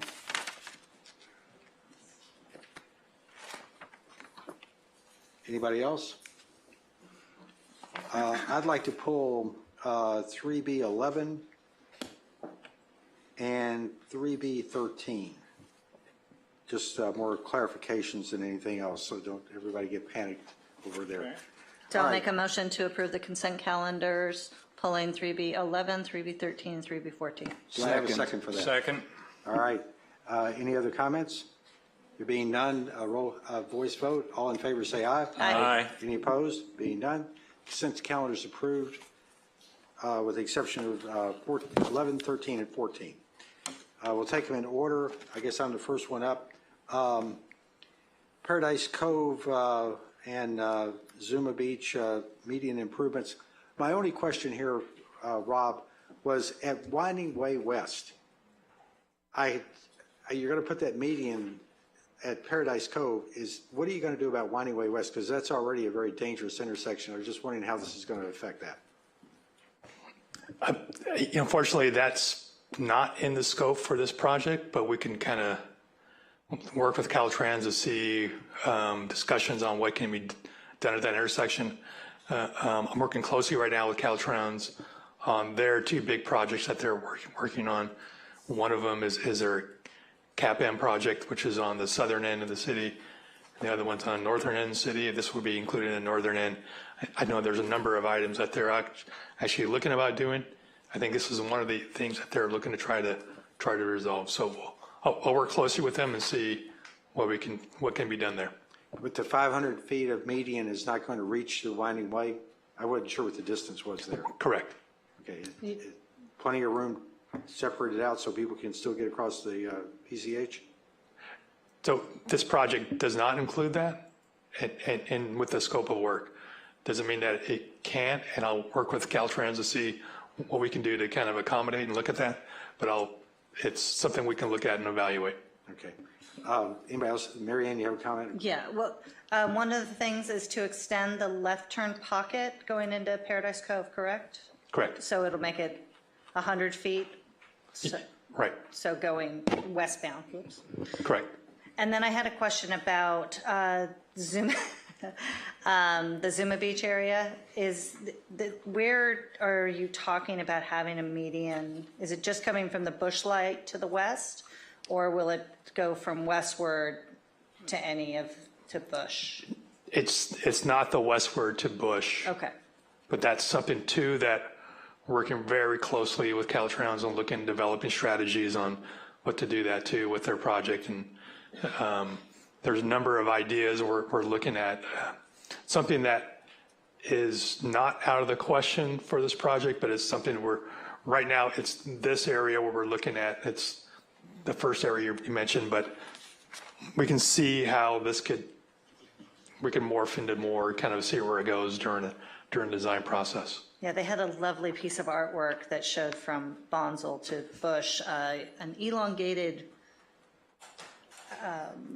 roundabout. Yeah. So it looked like a raceway there instead. So I hope we don't end up with that. But I just want to make sure that there's a safe refuge place for cars turning out of westward onto PCH, just in case. Sounds good. Thank you. Any other comments? There being none, I'll make a motion to approve 3B11. Second. Any other comments? Being none, all in favor say aye. Aye. Any opposed? Being none, it's approved. 13 is the next one. And Rob, once again, my comment on that has to do more with trying to be clear about the red light cameras. And there was also a comment buried in there on speed adoption. Can you explain what that was? Yes. So this amendment will help us develop a safety adaptation system within the signal sync area. And what that is, it's a brand new system or program that will detect speeding on PCH and will adjust the signal timing up the street, farther up, to allow more red lights. And so that will will provide more red lights to vehicles approaching those intersections when they're speeding. That's happened before the light. So that will help people slow down and stop more often. Okay, when I've mentioned this to some people that are knowledgeable about traffic, they go, yeah, but what's going to make them stop? Or what about the red light cameras? So that was another program that we're looking into and developing. I think that's a separate program that we're going to have to bring to council to kind of go in that. It's more comprehensive and a little bit more kind of work. We have to do ordinances and do a whole program to put the red light cameras in. That is an option, but this one is going to be one that goes in there. We can do the red light enforcement after we get everything else in. Okay. That's still on the table. That's on the second phase of what we're trying to do. All right. And you are connecting the cameras along PCH in your synchronization. I know you're going to Caltrans. Where do you stand with the Sheriff's Department? Yeah, we are actively setting a meeting with the Sheriff's Department, Caltrans, and we're going to develop strategies on how we can get those cameras feeds over to Lost Hills. I think there's several opportunities, several different ways we can kind of get that data over to them. Okay. I will tell you that when you talk to them, they have stars in their eyes and a smile on their face going, if we had those, let me tell you what we could do. So I would encourage us to get it done as soon as we can. If there are no other comments on that, I'll make a motion to approve. Do I have a second? Second. All right, I have a second. Any other comments? Being none, all in favor say aye. Aye. Any opposed? Being none, it's approved. 3B14. 3B14. Yep, me. Okay, I don't really need a staff report. I just have a couple questions. Typically, these things this approval is sent to the Planning Commission first. Why didn't it go to them instead of us? I'm going to ask Trevor to help me with this one. It's required by the settlement agreement. These are the approvals from the settlement agreement, not of the typical formula retail clearance. Otherwise, we go there. Typically, the Planning Department does the formula retail clearance item. Yep, but this is not the evaluation of the formula retail clearance. It's the evaluation of compliance with the settlement agreement, that there was provisions in there that allowed them to propose certain formula retail businesses that would fit. And that's my, I understand. I would assume we did the agreement. So here's the question. I think it says the formula the stores that are allowed have to have 10 or not have 10 or more locations in the counties of Los Angeles, Orange, and Ventura. Correct? Right? Correct. Okay. So we took a look at two of the items. Blue Mercury has got 10 locations, and Zadig and Voltaire have 13 locations. In LA, Ventura, and where the other place was? Orange County. So, I mean, I don't know how they got on the list. I think we have Tyler. Is Tyler here? If you go to their website identifies the locations, so it's not a mystery. Hi, Councilmember. Tyler, Senior Planner. Sorry I can't be with you guys tonight. At the time that these businesses applied for the formula retail clearance, they met the requirements under 10. So I will have to double check, but the applicant, I believe, is also here. She may have further information. Who's here? The applicant. Oh, who's the applicant? Would you like to? Would you like to come up and? Also, I'd ask a question, we had a time limit for this waiver, I think to August 14th. Right. These were done before August. Yes, that's done. Well, can I ask a question? Just as a legal matter, if there are more than 10 when we're being asked to approve it, does it, or we're not being asked for anything, actually, this is just a file and review? Is that Well, correct? We have to be approving the businesses. I think this is a file and review. This is a filing. Well, if the business doesn't qualify, what are we looking at it for? Well, they do have some permission to do. I'm just saying, but these two businesses that I looked at, the first two I looked at, have got 10 or more locations in those 3 counties. So they don't qualify for the agreement we have. But they don't, in formula retail, they can't have some. They have Or Blue Mercury they said they had 7 as of August 12th. Well, they got 10 as of today. If I understand this correctly, what we're being told, and somebody can correct me if I'm wrong, is that when this was presented to planning, there were less than 10. We are now being given a report of what was done historically. Today we're getting the report, but the information is based on what occurred at the time the approval occurred, and at the time the approval occurred, there were less locations is what we're being told. Yeah, I don't know. I didn't look at it when they came in, but I'm looking at it now. Okay. All right, well, let's go ahead and, Steve, are you ready to have the applicant speak to us? Could you please come forward and identify yourself, please?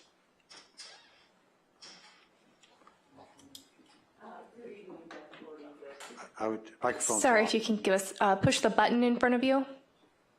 Under the tape. Well, you just put Parker, you gotta go.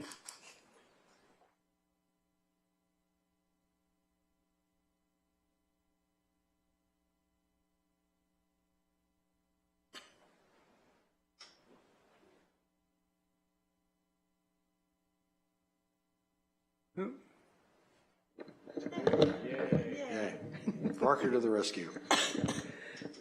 Good evening, Beth Gordy with Latham & Watkins on behalf of Cross Creek Ranch. My client is actually on the websites of the tenants right now as we speak. Certainly with Blue Mercury, we're seeing that there's only 6 brick and mortar in the 3 counties that are subject to the settlement agreement. And she's going to look at, I think, Zadig and Voltaire, you also mentioned. Right, they got 13. I counted 10 when I looked at Blue Mercury this afternoon. So there could be something, Mr. Russen, with regard to a store within a store versus a brick and mortar, because there are, like for example, at Macy's, they may sell, or at Bloomingdale's, they may sell the brand, but there's not a brick and mortar, for example. Are they just selling the product, or is it a store that has Well, a separate they're just checkout? selling the product as like a display, as opposed to having a brick and It's not an mortar. actual store, it's just the product is display. being sold Yeah, within? like in a Bloomingdale's, they may sell the line, but it's not a store. How do you know that? How do we know that? When you look at the website, does it tell you that?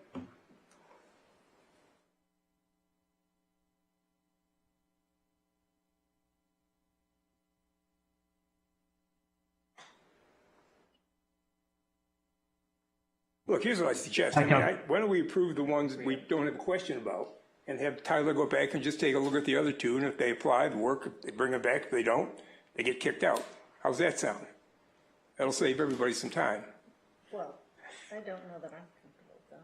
Well, yeah, this is a receive and file. We're not supposed to be passing judgment on this. We're just receiving it, getting the information.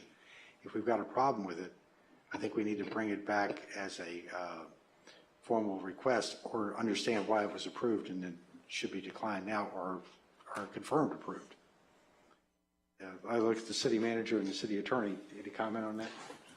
Sure. It looks like under the settlement agreement that the planning director's decision makes the decision about this, but it's reported to the city council, similar to the situation for a regular formula retail clearance where the planning director makes it, but it's reported to the planning commission, and then if an error is identified, then the planning director can rescind their decision. It's the planning director's decision. So if there's not enough information here tonight to affirm this decision or questions are issued, that information could be presented on those and then reported at a future meeting, unless we have Future enough meeting information to answer the question here. Future meeting of planning commission or city council? City council. City council is the one Well, that can they, does the report. just, here's my question. The ones that I think are okay, Frame, Louis, or whatever, and, can they move forward with those?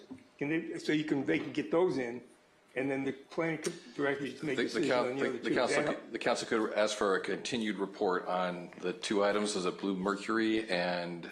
The Zedig, and Voltaire, yeah. But the other ones, I mean, if they're okay, let them put the other ones in and get moving, right? That's fine. Okay. We're fine. So we could. Councilmember, for what it's worth, real quick, I did a quick check. I'll check the website that you checked, but I saw 9 not including the Malibu office or the Malibu store in the counties of Los Angeles, Orange, and Ventura. There are some in San Diego County. Just take a look. I'll double check for you. You got the 3 you can get in, and we'll just take a look at the other 2. Fair enough? Just give us an update at the next convenient time. Well, I have a couple questions. Go ahead. So, I mean, is this preventing them from completing their tenant improvements? Yeah, they wouldn't be able to have the planning clearance and move forward without these. And is there any question, I mean, if the date has passed that they were supposed to do this, I want to make sure they're not in violation and then get caught because they come back. I mean, because we're not going to meet for another 3 weeks. So that means these businesses are on hold for at least 3 weeks from being able to move forward if we don't accept the staff report as presented.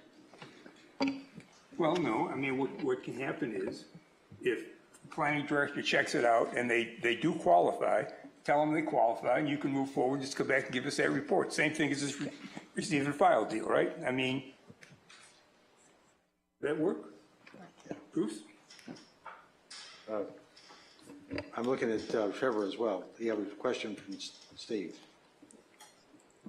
The question was whether they can move forward. I mean, the planning director makes the decision.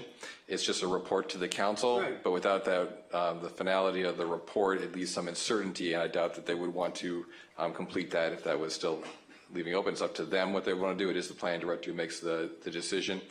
I don't know if we're going to be able to get certainty here on these issues. Is there any other information that we can provide here tonight to resolve it? Otherwise, it's the council's.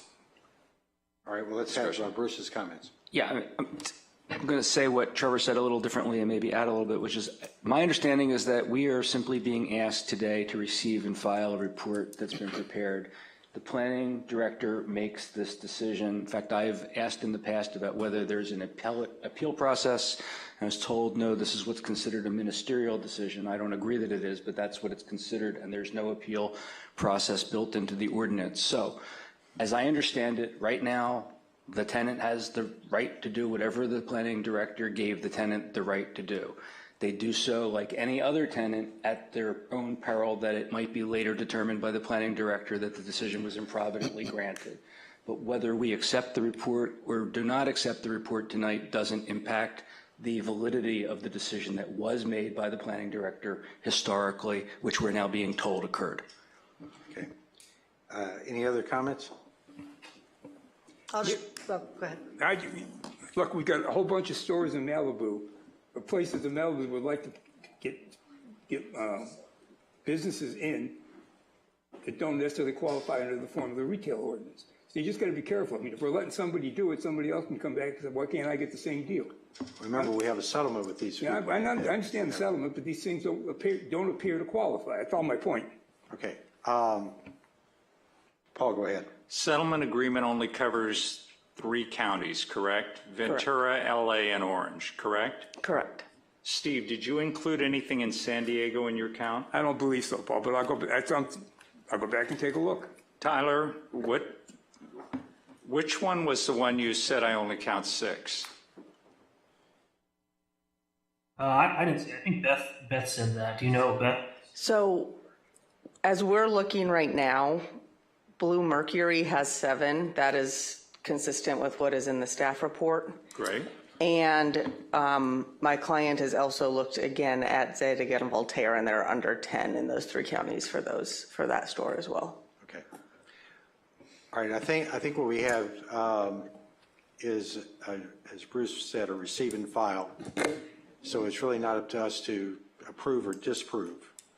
and I believe the planning director has the authority to make the decision on this. I would ask that we approve, receive, and file, and as the planning director just advises if there's been any change to the approvals that were previously done. Okay, and I'll send you what I can when I look tomorrow. That would be great. Steve, would that be acceptable to you? Yeah, fine. Look, I just want to make sure we're treating everybody the same. Good. All right. Do you want to make a motion to approve? I'll make a motion to approve it. Second. Second. Go ahead.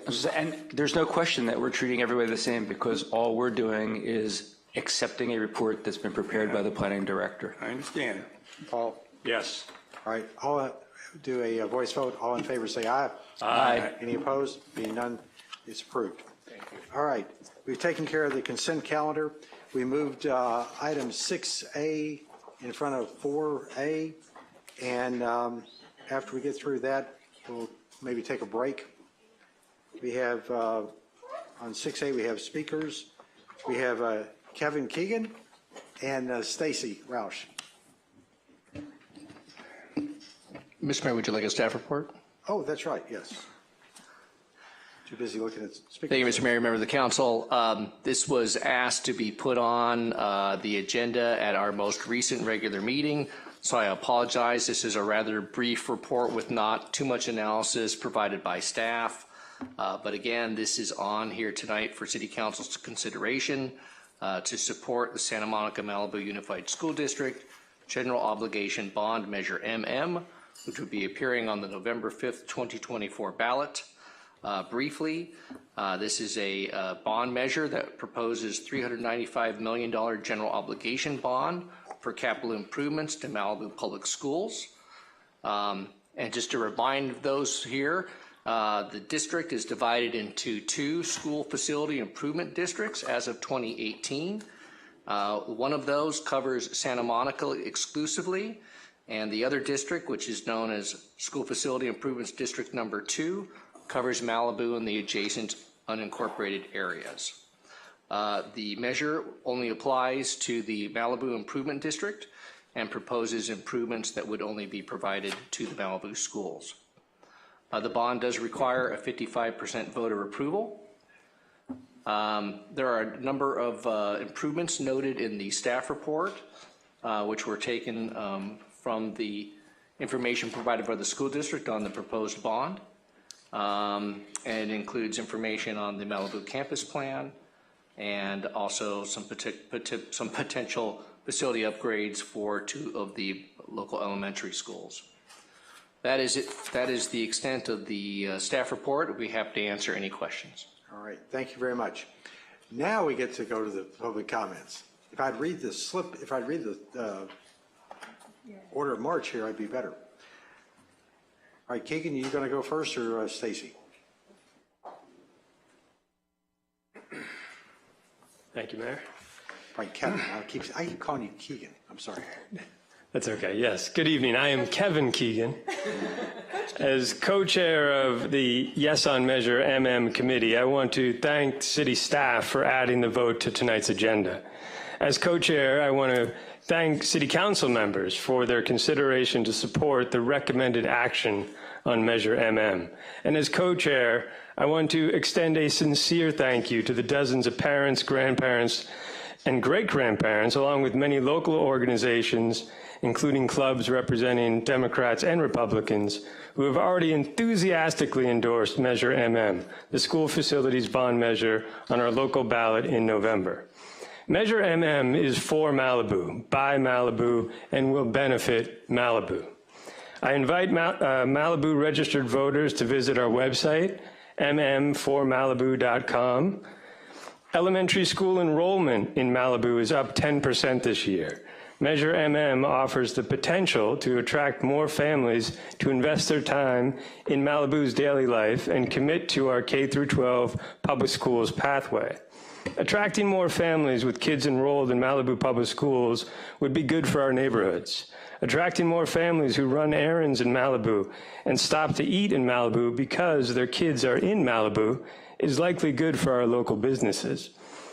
Measure MM will enhance a well-rounded public school education with construction of modern classrooms, an innovation lab, new gyms, a new pool, new center for the arts, a career tech center, dining and kitchen areas, and a wellness center, plus much more. Let me underscore that Measure MM will not only erect new school buildings, but will demolish old buildings, many of which are temporary portables that are substandard learning spaces in which our teachers have done heroic work.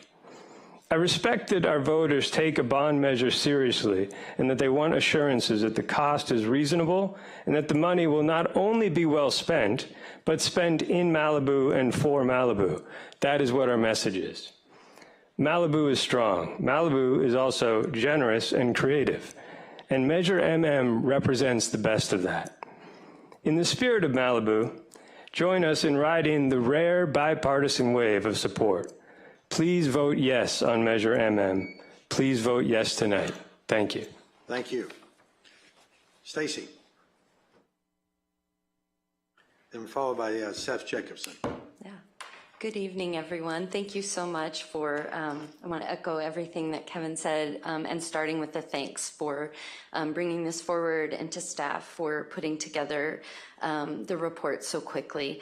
My name is Stacy Rouse. I am a local Malibu resident in unincorporated Malibu, and I'm also a member of the Santa Monica Malibu Unified School District. And I'm here before all of you today to ask for your support, both in my role there and as a resident, for this bond, Measure MM. I want to emphasize some parts that Kevin pulled out about local control. Only Malibu voters and those within the SMMUSD boundaries vote on this, and all the funding does stay in Malibu for our Malibu schools.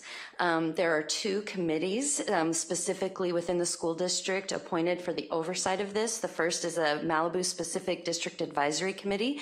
We already have this for Measure M in 2018, and we would have a new one for Measure MM should it be passed. It contains not only people, it's comprised not only of people from SMMUSD, but also locals in our community, some parents, some teachers and staff, and some broader community members, as well as in advisory capacity, City of Malibu attends, and even someone from the Malibu Unification Committee. So it is very well represented. We try to get as much of Malibu as possible to get all of those perspectives.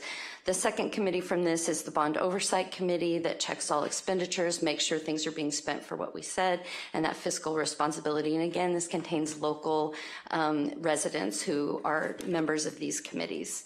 2018 was the first time a bond was voted for by Malibu voters solely for Malibu schools. That's going very well. The people on that Malibu Facilities District Advisory Committee have been actively involved in the pre-stages, and they send recommendations to the school board, and the school board takes those recommendations and have never gone against what the board has recommended. There has not been any issues with that, so they take these committees seriously and they listen to what they've said. So it's exciting that has happened. Not only are these Malibu funds for Malibu projects with locals on here and teachers and staff, this is also going to finish out the building that has started for Malibu Middle and High School, and as staff reported, have some smaller projects at both of our elementary schools. So we thank you for your support, and want to just continue the local pride and investing in our schools that helps all of us. Thank you very much. Thank you, Stacy. Seth, you're up next. Thanks, council members. Seth Jacobson. I'm here tonight really as a member of the Financial Oversight Committee of the SMMUSD. Have been for about 12 years, and I wanted to leave you with two things. One is to let you know that not only were the bonds from Measure M very successful, but we actually were able to save the voters money by coordinating the sales of the bonds. And there's been a lot of question as to whether or not this is going to cost Malibu residents money. We were actually able to save almost $90 million in cost savings to the to the local residents through those bond sales. So I encourage you to vote for this, primarily because I think we have excellent bond rating and we have great folks that are working with us, and as a result, we have good fiscal management. The second thing I would like to encourage you to remind you is all of you have been incredible supporters of our schools, and as a result, I would encourage you again to support this piece of the overall master plan, which Stacy and Kevin mentioned, which is issues that will support not just the school community and the parents and the kids, but also the broader community, the pool, and all the joint use areas that are part of the new construction and the master plan, which you all have had an opportunity at some point or another to see. So again, three things: fiscal responsibility, master plan that allows the entire city to benefit, and third, your undying support for our schools, and hopefully this will be yet one more reason to continue to support the schools. Thank you very much. Thank you. Okay, let's bring it up to, do we have anybody online? There are 3 raised hands. First is Carl Randall. Carl Randall, go ahead. Good evening, council members. I'm here as the chair of the Malibu Facilities District Advisory Committee that was referenced by both Seth and Stacy tonight. Our committee consists of 9 locals, Malibu locals, who make recommendations to the Bow School Board. As Stacy mentioned, every recommendation we've given in the last 6 years has been accepted and pushed forward by the board. Just to let you know that our group, with a unanimous vote a few months ago, recommended to the board to put this on the ballot. And this bond will complete the Malibu campus plan, finishing the redesign of the Malibu middle and high school campuses, and it will also directly input security issues at our elementary schools. So I urge you to endorse this bond and prepare our schools for 21st century education for the children of our community. Thank you. Great. Thank you, Carl. Who's next? Alicia Peak. Alicia, go ahead, please. Hi, good evening, council. Excuse me for my voice, but thank you all for everything you do. It's a real honor to speak tonight on Measure MM. I remember as a kid when we would spend tons of time getting these bonds, and then over half the money would go to Santa Monica. Oh, I'm not done talking. Oh, can you guys hear me? Yes. Yes. Oh, okay, sorry, I got a weird alert. Excuse me. Anyway, so as Seth was talking about before in 2018 with Measure M, all of the funds stayed in Malibu. Measure MM is very, very important so we can finish our high school master plan. All of this funding is going to go for Malibu Public Schools, for the pathways and for the students.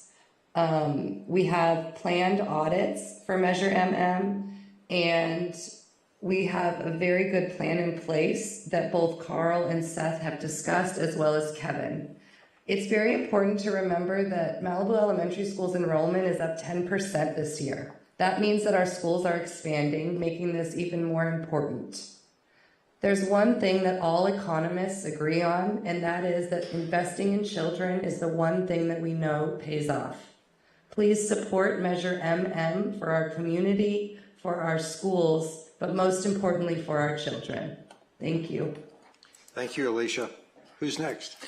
Joe Drummond. Joe Drummond. Joe, go ahead, please. Thank you, and thanks so much to Kevin Keegan for leading the support of this bond. I am also on the Measure MM committee, and as one of the only parents on this committee who just had 3 children finish Malibu Middle and High School over the past decade, where we often went to Santa Monica High School for art shows, dance competitions, and Stairway to the Stars, this bond measure is sorely needed. We have had moldy and intolerable bathrooms, locker rooms, and change rooms, which all have holes and cracks in the walls, spider webs, and old toilets and fixtures with old brown tired caulking. We have a green room for the ancient low-bar auditorium that regularly floods so much that the electrical outlets no longer work. The auditorium is small with bad acoustics and needs a state-of-the-art sound system and design as Santa Monica's Barnum Hall, which we have unfortunately coveted over the years. They don't even have half the talent of parents and teachers that Malibu has, who don't even know how to use the high-quality sound equipment they own. If anyone here attended the Dick and Arlene Van Dyke event last June, you saw a high-quality event despite our massively inferior facilities put totally on by the parents that raised $300K for the Arts Endowment. It will be nice to have a decent space for the new recording studio that Arts Angels just supplied to the school finally also, and a much improved green room. The old classrooms are small and dated, and we also need a bigger and better pool. And the gymnasiums cannot accommodate true volleyball games with the size and current ceiling height. We did have a beautiful art show for the first time in the new entrance area and new parent center at the school, and it was wonderful. The administration has beautiful facilities, and the new middle school classrooms are lovely. The new library was a great space for our makeshift green rooms and VIP photo area for the Dick Van Dyke event. Having a gorgeous state-of-the-art school will bring kids and families back to Malibu High, as long as we have the homes that these families can live in. This will only cost our average family, our personal average family, less than $400 every property tax bill and increase our property values exponentially. So I hope we can all work together to make this bond measure happen and get the new school our kids and families truly deserve. Thank you. Thank you, Joe. Anyone else? Those are all the raised hands. All right. Okay, let's bring it up here. Anybody have any comments? Paul? He said bring it back up. Yeah. Okay, I just want to say that I couldn't agree with what the speakers have said today, and I think this is a terrific idea, and I've thought it was a terrific idea for a long time. And Kevin, I really liked hearing you this morning on Hans. You and Wade did a beautiful job, and I think that deserves to be played everywhere all day. So it's a great thing. It's a great thing for our kids. And in my case, it's, you know, it would have been a great thing for our kids, but they left a long time ago. But future kids deserve stuff. So let's see if we can make this the best place for families to live. Thank you. Okay. Bruce? This is a motion for us to approve this? I'll move that. You make a motion to approve it? I'll second it. A second. I'll just make a quick comment. You know, you look at the things that the city is doing to make a better school system for the residents of Malibu. We've done the Malibu Education Foundation. You've heard tonight we're actively working on the 3 agreements. There is progress being made, and now this is another one of the linchpins for it. Couldn't be happier for you. Glad this is moving along. And do we want to put this to a voice vote? Can we comment? I didn't know you had to speak up. Go ahead. Okay, Kevin, can I ask you to come back up? When I saw this on the agenda, I started making some phone calls, talk to people, all right, see what they said. Go ahead. I think I'm going to approve this, all right? But let me give you some ideas that maybe help you get some more votes. All right? Okay, yeah, please. Every time I talk to people who said they don't know anything about this, I send them to your website, the mm4malibu.com. Here are the comments I got back. There's nothing on the website that talks about the size of the bond. Okay. So, you know, how much is it? We'll address that. Thank you. There's nothing on the website that talks. I got a letter or an email today from Wade Major, and it had information that said, you know, it's $400 per 100,000. That's not on the website. Right. Okay.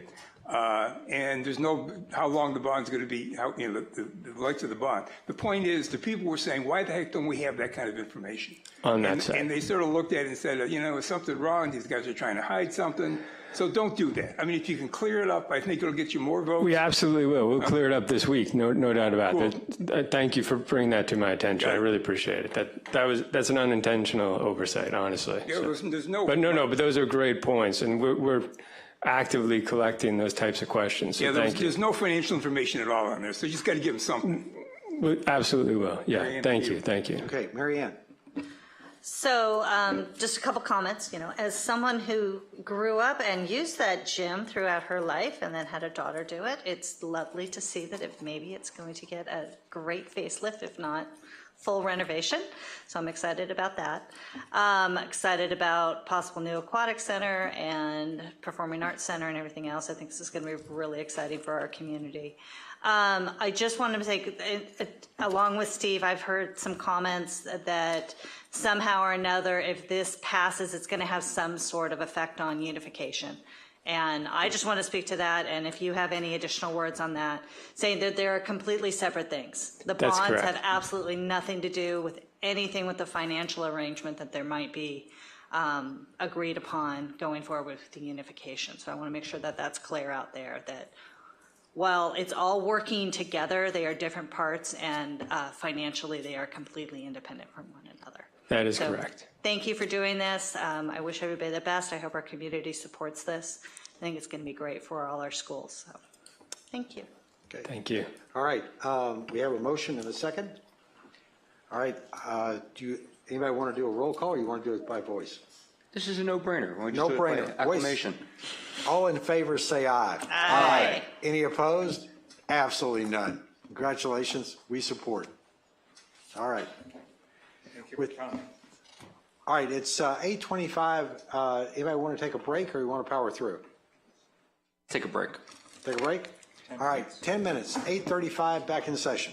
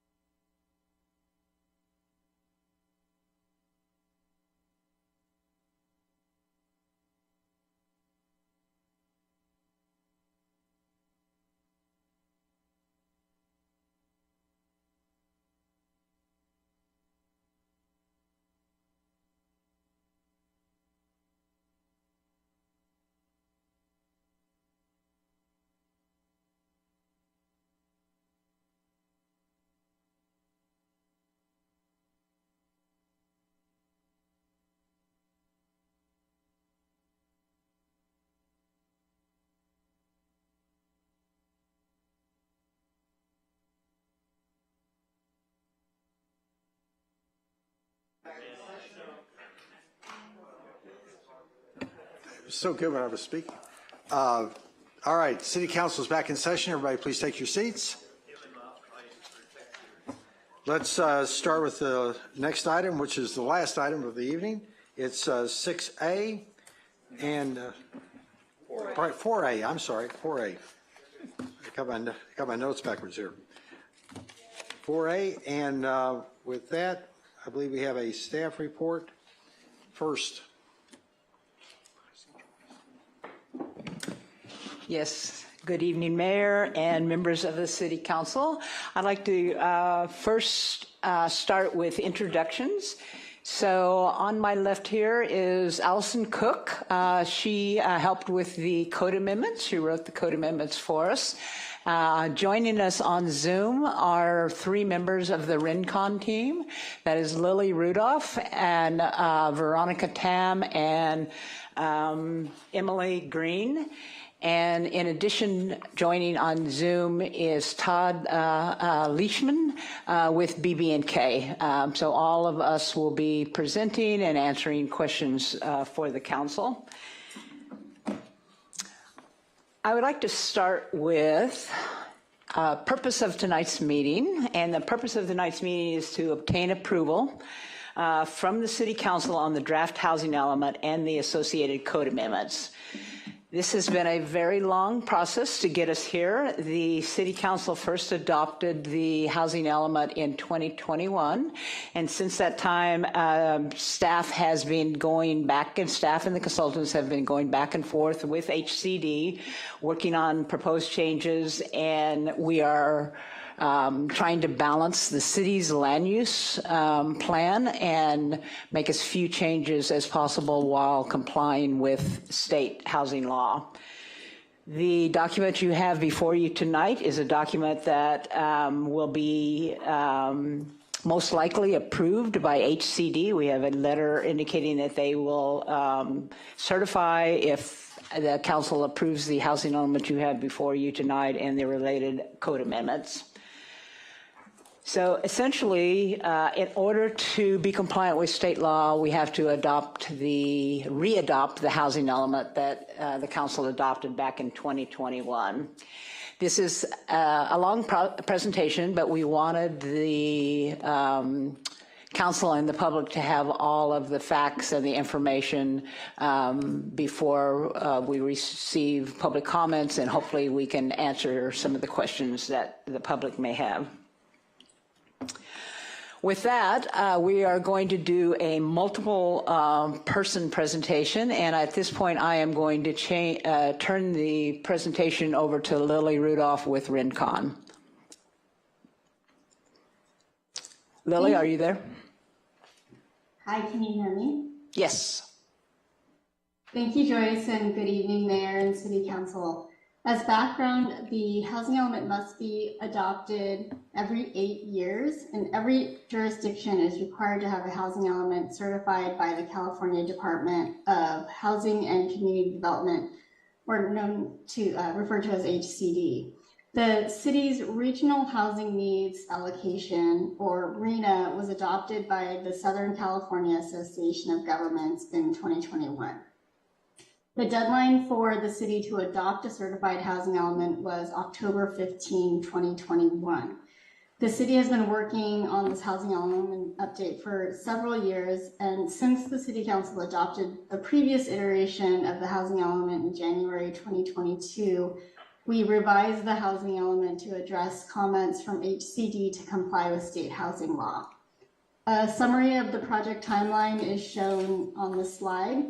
And in summary, after multiple letters from HCD requiring further revisions, as Joyce mentioned, we received a letter from HCD stating that the housing element meets statutory requirements of state housing element law and will be certified once the city adopts the housing element and the zoning code and LCP amendments that we're presenting tonight. Next slide, please. In the spring of 2024, the City Council entered into a stipulated judgment with HCD establishing deadlines for the city to adopt a compliant housing element. The deadlines are listed here, and the city must re-adopt the housing element tonight. so we can submit to HCD by October 4th. Next slide, please. This slide shows all of the components that are required to be included in a housing element. The state has specific definitions and methodology for the required analysis for each of these components, and I'll go through these sections in more detail. Next slide. The Regional Housing Needs Allocation, or RHNA, is the process of allocating a certain number of housing units within all income levels to every city and county in California. So Malibu has an allocation of 79 housing units as shown on this table. The sites inventory in Appendix B of the housing element identifies specific sites that are suitable and available for residential development to accommodate the RHNA. This means that sites are adequately zoned and physically able to support the number of units proposed. Next slide. This is a summary table of the city's sites inventory showing how the city fulfills the RHNA requirements.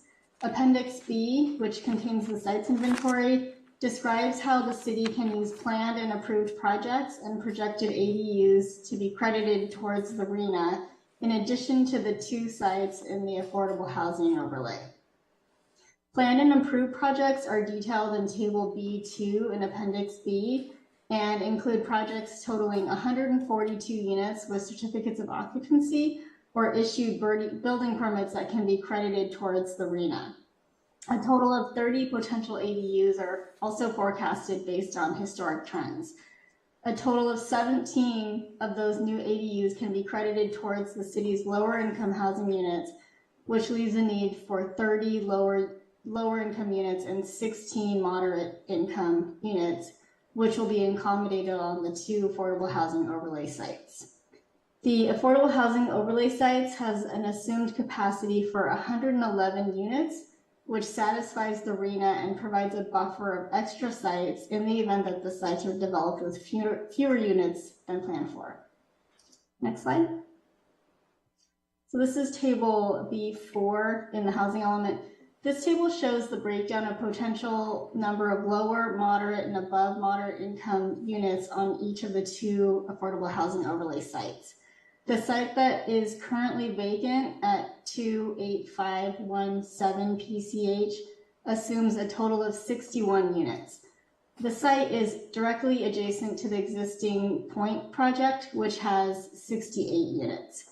And as mentioned in the previous slide, the assumed capacity on both sites is a total of 111 units. Next slide.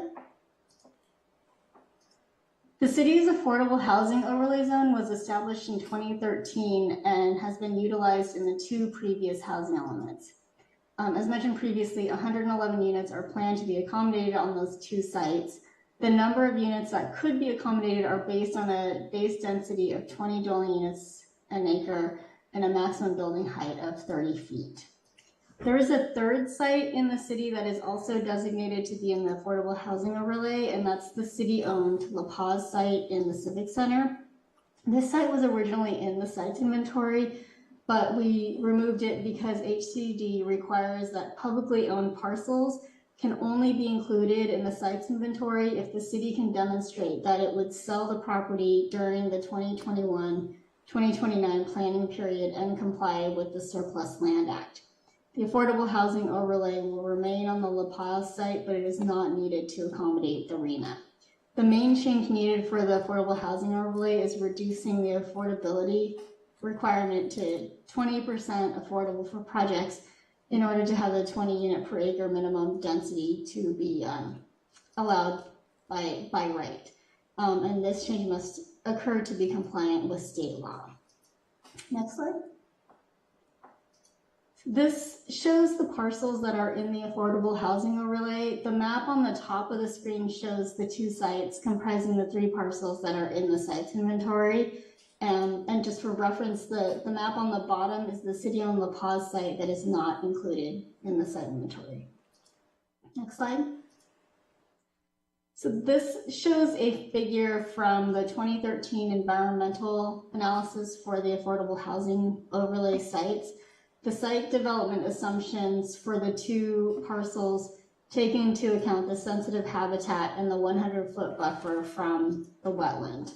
So we have lower densities than what would normally be assumed for parcels of this size to account for ESHA.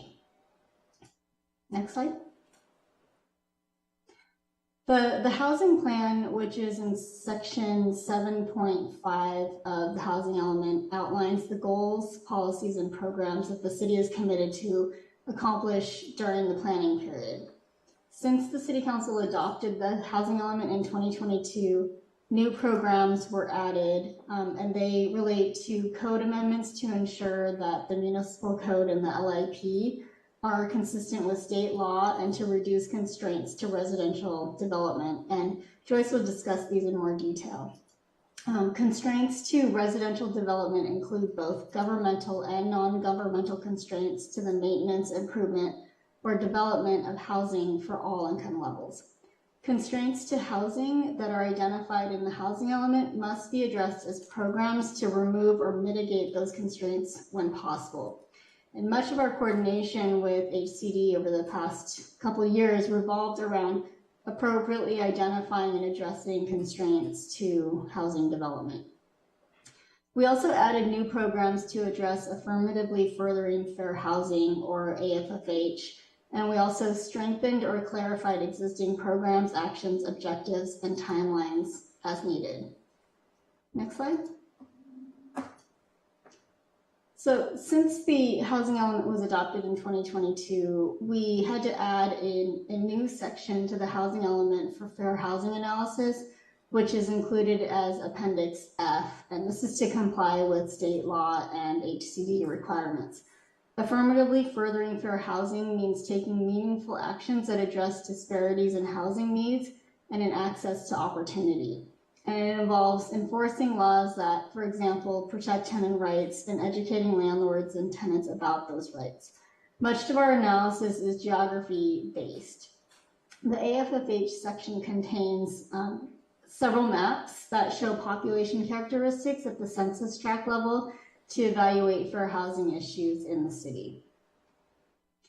Issues that were identified in the analysis are addressed as programs in the housing plan. Next slide. During this housing element cycle, jurisdictions must be more proactive in supporting the development of affordable housing. So after approval of the housing element, planning staff will be working to create a housing resources website, contacting nonprofit housing developers annually regarding opportunities to build affordable housing on the 2 affordable housing overlay sites, and providing information on fair housing services and seeking ways to provide subsidies to affordable housing units subject to funding availability. Next, Allison Cook will present a summary of the code amendments that are proposed to implement the housing element. Next slide. Okay, thank you. Thank you, Lily, and Mayor and members of council. The housing element identifies specific objectives, which are essentially programs and measures that require amendments to the LCP, land use plan, and local implementation program, as well as the municipal code. The overall goal of these objectives is to promote multifamily residential development, and in particular affordable housing. Most affordable units that are created are located in multifamily residential projects. Many of these objectives are to directly implement new state law. For the next few slides, I will be briefly summarizing the proposed amendments to implement the housing element objectives. The first item is to implement state law that requires that affordable dwelling units that have been restricted to low or very low income households that are proposed to be vacated or demolished as part of a new development project must be replaced with the same number of affordable units of the same or lower income categories. This requirement applies to the affordable housing overlay zone. Currently, the sites in the AHO zone are vacant. So if one of these sites were to be developed in the future with affordable units, and later a new project was proposed to remove those affordable units, they would need to be replaced as a condition of any development on the site. The next objective is to implement state law to allow transitional and supportive housing in more zoning districts than is currently allowed. and to ensure they are allowed as a regular residential use similar to other residential uses allowed in that district. Transitional and supportive housing are longer stay facilities than an emergency shelter, and they provide on-site or off-site services and assistance related to health, employment, etc. Currently, such uses are allowed in the RRSF, MF, and MFBF zones. They would now also be allowed in the CC, CG, I, and Malibu Estates Plan Development Zone. Essentially, they need to be allowed in all zones where housing is allowed. A new type of supportive housing called by right permanent supportive housing must also be allowed per state law in all zoning districts that allow multifamily residential or mixed-use developments. That would be the MF, MFBF, CC, and CG zones. This type of housing would have to be allowed in these zones if it meets all of these specific criteria outlined in state government code.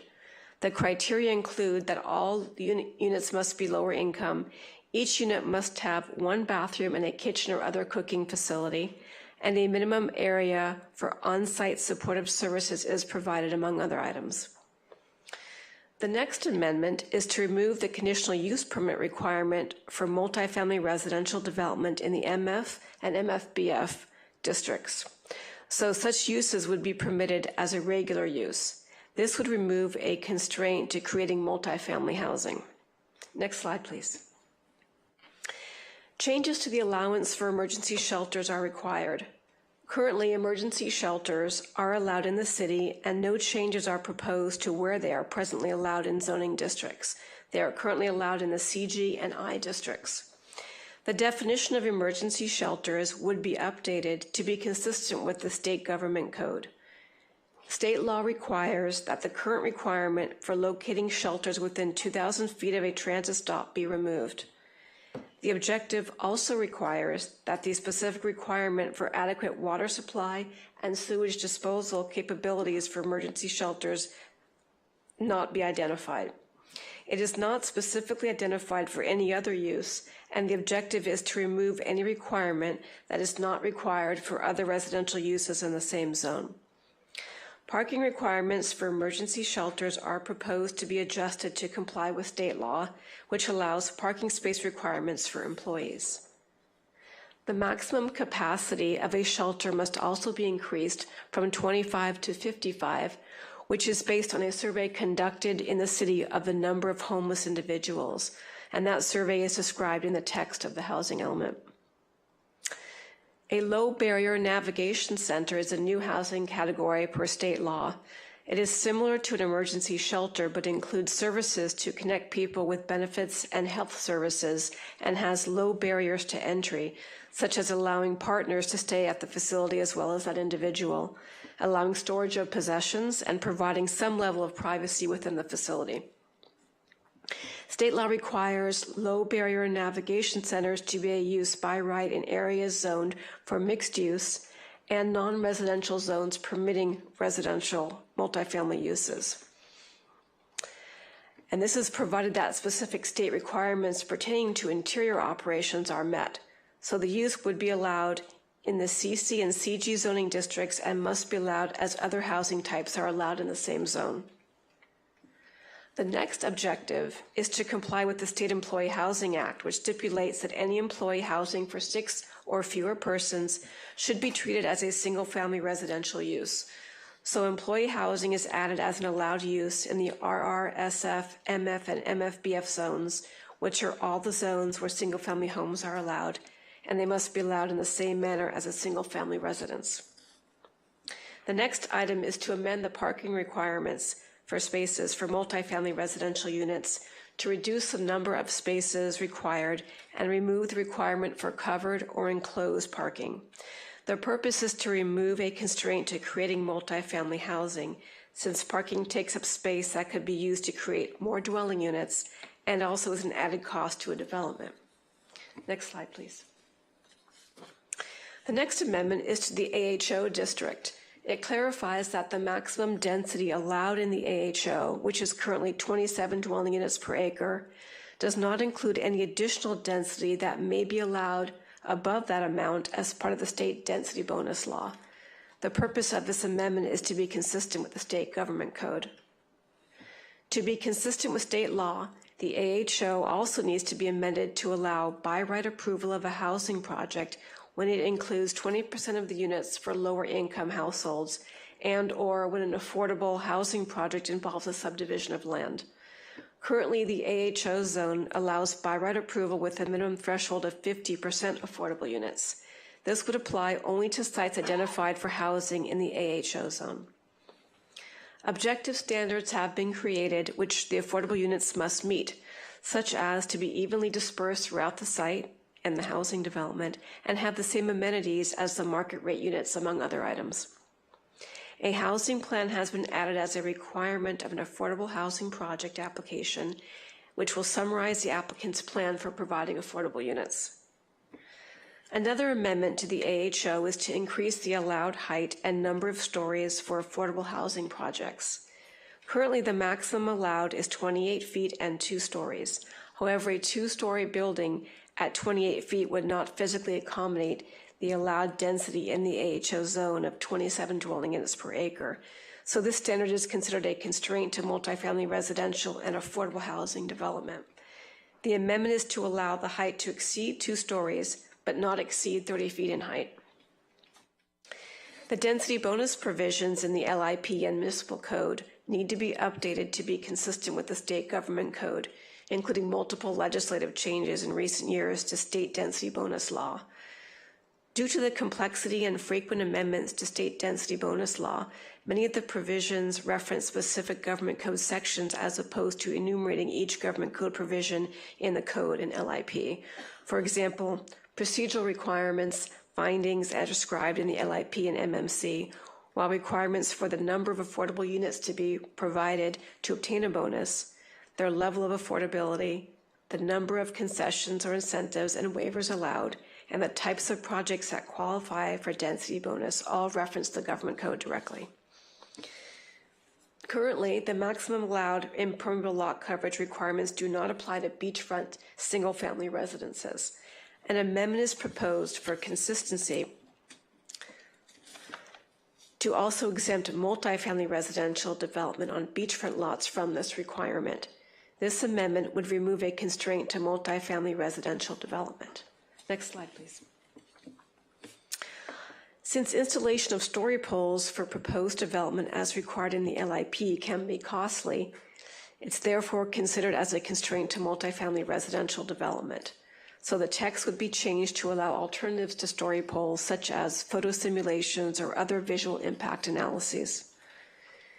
Changes are proposed to the existing reasonable accommodations provisions to fully comply with the Federal Housing Act and state laws such as the California Fair Employment Housing Act. Persons with disabilities seeking equal access to housing may request a reasonable accommodation in the application of zoning laws and other land use regulations, policies, and procedures. The current text allowing the review of a request for reasonable accommodation based on whether it would have a material effect on surrounding properties would be removed.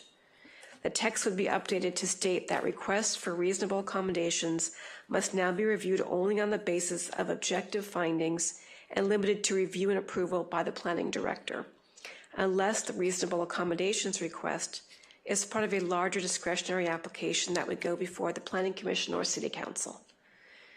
Text is proposed that prohibits the review and approval of reasonable accommodation requests that are contingent upon the findings of other discretionary decisions. And lastly, findings have been added to ensure that the approval of a reasonable accommodation request does not adversely impact coastal resources. And lastly, there are other minor amendments being proposed as cleanup items, and two of the most notable ones are to add the mixed-use commercial residential as an allowed land use with the CUP in the CG zone in the code. This was inadvertently left out during the last code amendment. It is currently allowed with the CUP in the CG zone in the LIP. So the amendment would make the municipal code inconsistent with the LIP. And then secondly, there would be an addition to a parking requirement for a single-family residence, which would be two enclosed and two unenclosed parking spaces per single-family residence. A parking space requirement for a single-family residence was inadvertently removed from the prior LIP and code amendments. The requirement for 2 enclosed and unenclosed spaces for a single-family home is consistent with the PD district.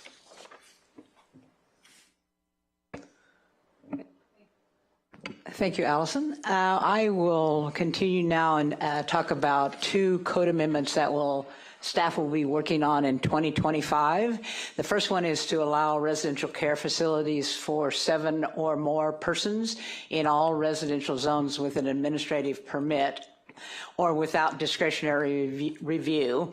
Currently, they're only allowed in the commercial general zone with a conditional use permit. So our task, working with the public and the Planning Commission and ultimately the City Council, will be to develop findings for an administrative permit that use objective standards while protecting the community neighborhoods. The timeline for this amendment has to be completed end of 2025. The other future code amendment is to revise the site plan review finding, and this is only for multifamily properties, not for single family. And that finding is that the project does not adversely affect neighborhood character.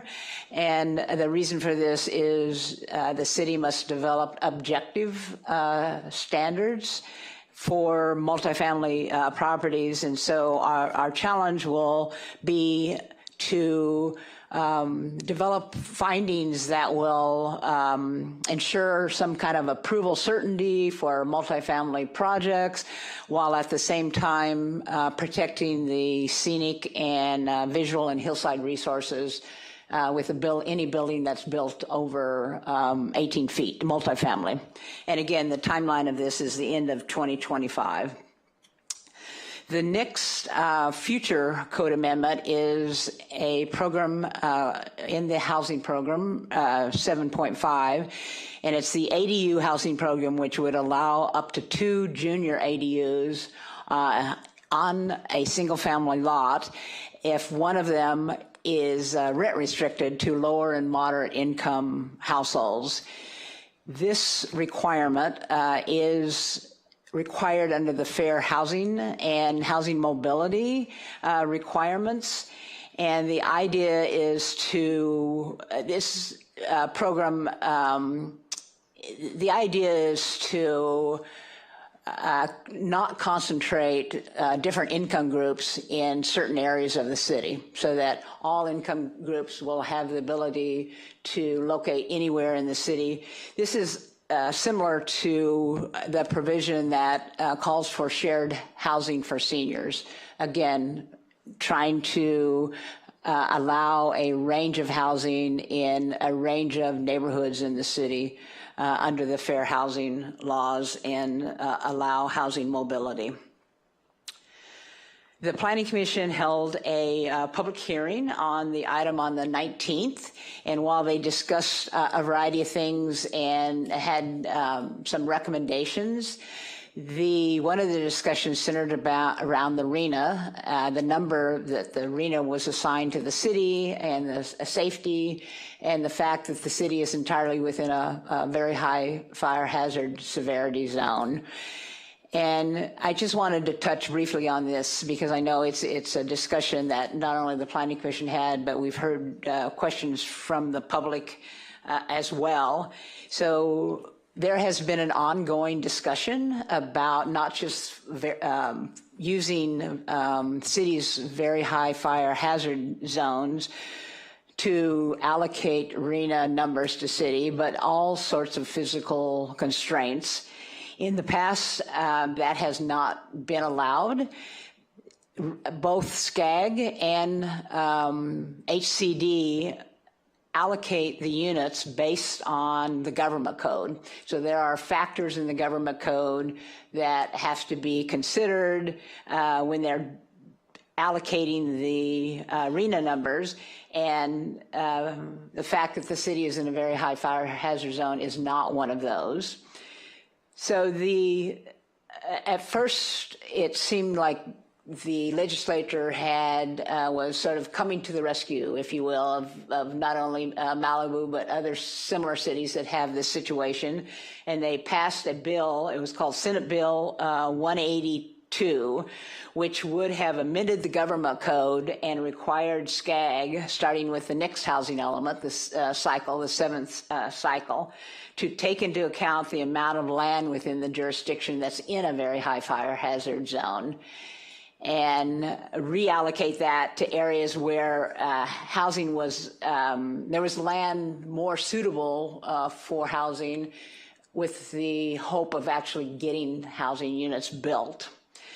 This bill was vetoed by the governor in September of 2020, unfortunately.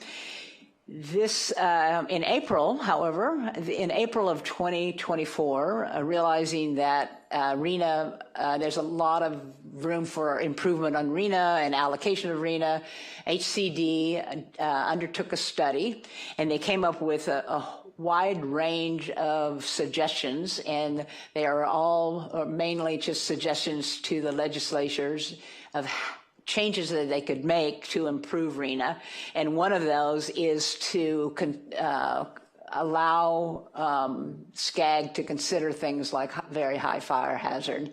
So I don't know the status of this report or whether the legislature is acting on any of these, but it is promising at least that HCD recognizes that changes need to be made. The Planning Commission also made a couple of recommendations, and those were a requirement for a development agreement for very low and low income housing units, and that very low and low income housing built within the affordable housing overlay zone include a minimum 55-year deed restriction.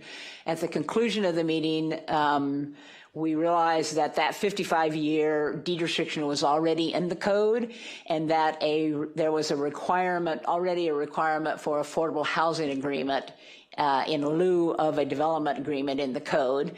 So we are recommending that no changes be made. The concern about requiring a development agreement is that is a discretionary action, and so it's best to keep it as an affordable housing affordable housing agreement, and the code lists very specifically all the items that have to be there in an affordable housing agreement, and they're essentially what you would put in a development agreement. So we are recommending that those two changes not be made. And finally, in conclusion, the recommended action tonight is for the City Council to adopt the Resolution 2448. This would approve the draft housing element, and adopt the Resolution 2449, and this would amend the land use plan in the local coastal plan. Waive further reading of the ordinance 523, which amends the municipal code and local implementation program of the LCP, and order that it be read by title only. And then after the city attorney reads the title of the ordinance, introduce on first reading ordinance 523, which would approve the local coastal amendment and the zoning code amendment, and update the regulations and determine that the amendments are exempt from the CEQA. And finally, the final recommended action is to direct staff to schedule second reading and adoption of the ordinance 523 for the October 14th, 2024 City Council regular meetings. That concludes staff's presentation. And again, we have the Rincon team and Todd available for questions on Zoom. And then Allison and I are here to also answer questions. And Trevor. Don't leave Trevor out. All right. Thank you very much for a very good presentation. All right. We have public comments. Have one public comment slip. Cindy Martin. Before we start the clock, I have a PowerPoint presentation, a brief PowerPoint presentation, just a couple slides.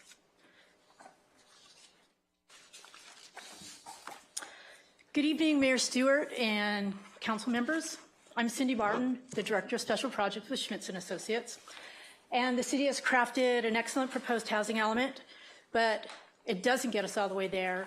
and it doesn't meet the RHNA requirements. The proposed affordable overlay includes contiguous parcels on PCH and Zamaris, but clustering affordable housing in one area violates AB 686 and HUD's Fair Housing Act because it's not considered a non-discriminatory and inclusive housing opportunity. So the city's proposed housing element proposes that the remaining units will be scattered throughout the city and suggests that allowing 2 junior ADUs will help meet the remaining RHNA requirements. However, affordable rental rates for a family of 4 range from $1,400 to $2,400 a month. This is in the housing element. It is also recognized in the housing element that this is not realistic without rental subsidies. And I've put up a quote from the housing element on the PowerPoint slide, and in pertinent part it says, however, it must be recognized that the development of new housing for the lowest income groups typically requires large public subsidies in addition to appropriate zoning and development standards. And funding rent subsidies is different than funding development of affordable housing. With only development of affordable housing, developers will operate at a loss. They need the subsidies. This omission was recently brought to the HCD's attention, and although there was a preliminary finding on July 30th that the city's housing element met state requirements, today the HCD provided an email, it's on the screen, that now is the time to add language stating that the city will explore sources to fund rent subsidies and that they would review this. And I want to point out that it's not a requirement that the city subsidize rents. It would just be that the city explore potential funding. So it's just merely to look into it. And so this goes to the HCD on October 4th, and it can't be a done deal because there's an in-depth review on October 4th, and there's a special email for the public to provide comment. So if the city council today adds just one sentence that the potential funding for rent subsidies will be explored, then everything could be done in time. It could be sufficiently ruled because, it could be considered by the HCD because otherwise there's a risk the city could breach the settlement agreement. Thank you for your time. Thank you. Do we have any other speaker slips? Do not. We don't have any other speaker slips. Do we have any raised hands on Zoom? No raised hands? No, we don't have any raised hands on Zoom. Okay. Then close public comments. Let's bring it back up to the council. Who wants to go first? Paul? I'd love to go first. I've spent quite a bit of time going over this, and as somebody who believes in private property and the ability of each community to make their own choices about what kind of community they want to be, I really resent it. However, at the same time, the state has done a wonderful job of providing ample proof of what they will do to a community that does not step in line and comply, and I do not want to incur the wrath of Sacramento. And I think that there is nothing in here that we have the agency to change realistically. The only thing I am curious about that I didn't understand is on page 13 of 21, it says amend the LIP and MMC to comply with State Employee Housing Act, which stipulates that any employee housing for 6 or fewer persons should be treated as a single family use. Our code already considers up to 6 unrelated persons living together in single family is fine. What is this about? What's different? I believe it was a request, or I know it was a request from HCD to make it clear. That was one of their requests, that the code be clear that it is consistent with the Employee Housing Act. And so generally, this would apply only to industries that provide housing for their employees.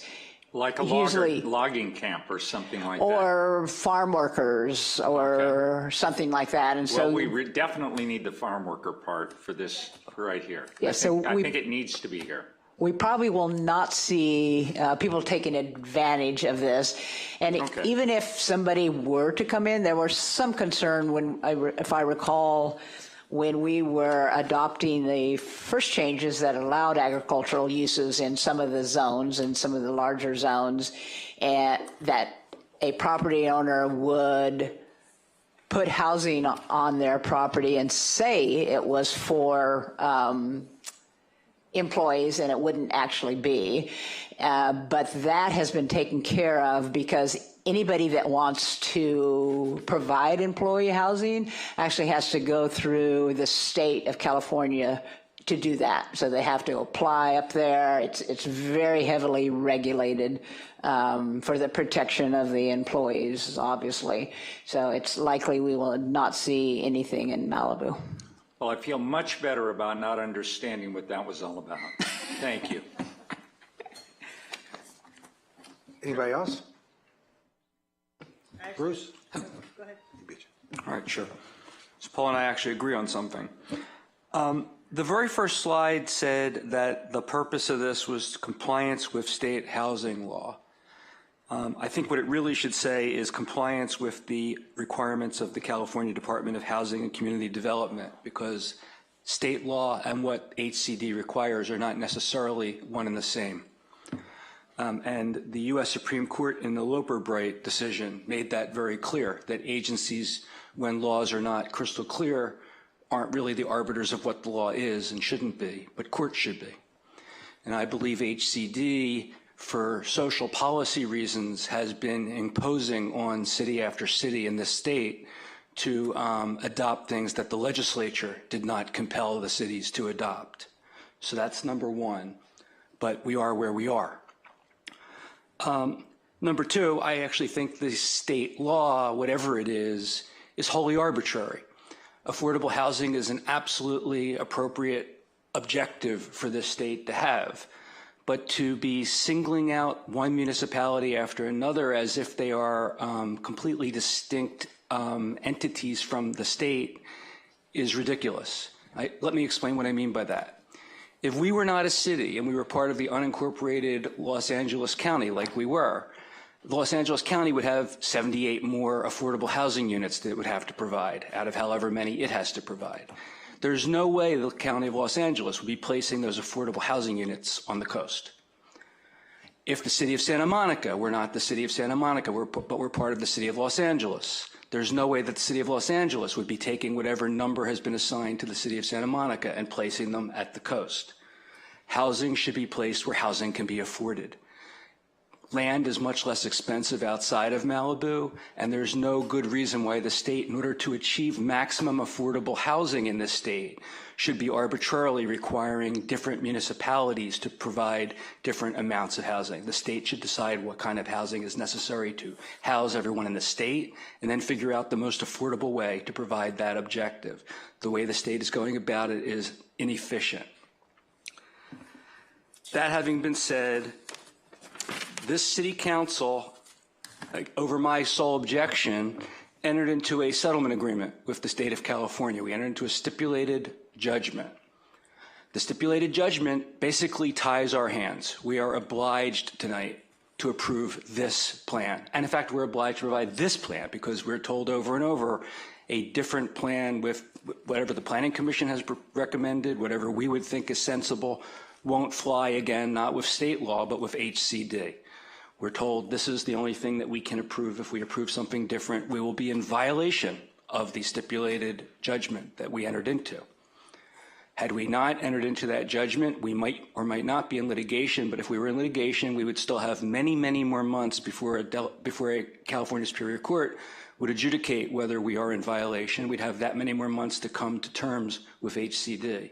We'd also have an appeal right, and that would take another 9 months to a year in which we would have ability to come to terms with HCD. But we don't have that because we are where we are.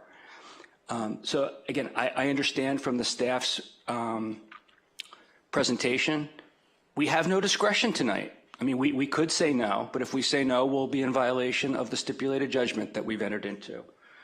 I do have one question, which is I thought that Cynthia's proposal that we add that we'll make efforts to find out whether there's a way to subsidize housing, to me that makes perfect sense. If that makes this even more acceptable, I don't know why we wouldn't add that sentence. Is there anything wrong with that? Thank you, Councilmember Silverstein. The housing element already includes some programs towards that end, and I will read them. 3.1D is promote the housing choice voucher program to landlords, including ADU owners and residents, with the goal of increasing the number of vouchers used. So these are Section 8 vouchers, and so this housing cycle staff has to be more active, and so we actually have to go out and promote those, educate property owners that they're an option for residents. And also 3.2A, I will just read this policy. Subject to funding availability, provide development subsidy for affordable housing units with an effort to locate such housing near transit and essential services. And so again, there's already a provision that requires, subject to funding availability, development subsidies for affordable housing units. Right, but I understood that the comment was that there should be some provision that we'll look into finding ways to subsidize the renters themselves, not the developer. These, I would read this, that there are other sections of the code that provide for subsidies to housing developers. This one is for affordable housing units. So the goal is to provide subsidy to the units. Okay, and then the last comment I have is the point of the very high fire hazard severity zone. I thought the bill that was turned down made perfect sense. I don't know how people who can't afford housing unless it is highly subsidized and inexpensive are going to possibly be able to acquire insurance in Malibu to be able to live here, even if the rent is ridiculously low because the insurance is either non-existent or too expensive for even many people who live in Malibu who don't need affordable housing. So this whole scheme of the state doesn't make any sense to me. Okay, who else would like to go next? Mary Ann or Steve? I was just going to make a motion to accept staff's recommendation and move this I'd like forward. to, let me bring a couple items up real quick. I'd like some clarification, if I could, not so much because I don't necessarily understand it, maybe I don't, but I think it would be good to go on the record and have some comments on it. First off, and I look at what we've been tasked to do here is almost a taking in reverse. We're being forced to do this. Is this the minimum standard, as you can tell, of what the state requirement is? We're not adding anything extra. We're not putting icing on the cake. This is the minimum we can do to comply with the state law. Yes, Mayor Stewart, that is correct. We went back and forth with HCD, said no a few times, and they said, no, you must do this, and so is the minimum required by state law. And it was what was needed to get us to this point of a housing element that they were willing to certify. Okay. And in deference to Councilmember Silverstein's comment, we are 3 years late on getting this forward. In fact, it's almost 3 years to the day next month.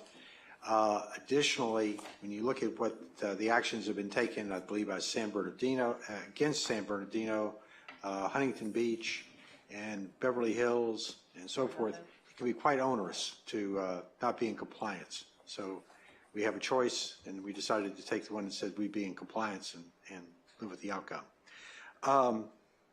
Income category determination.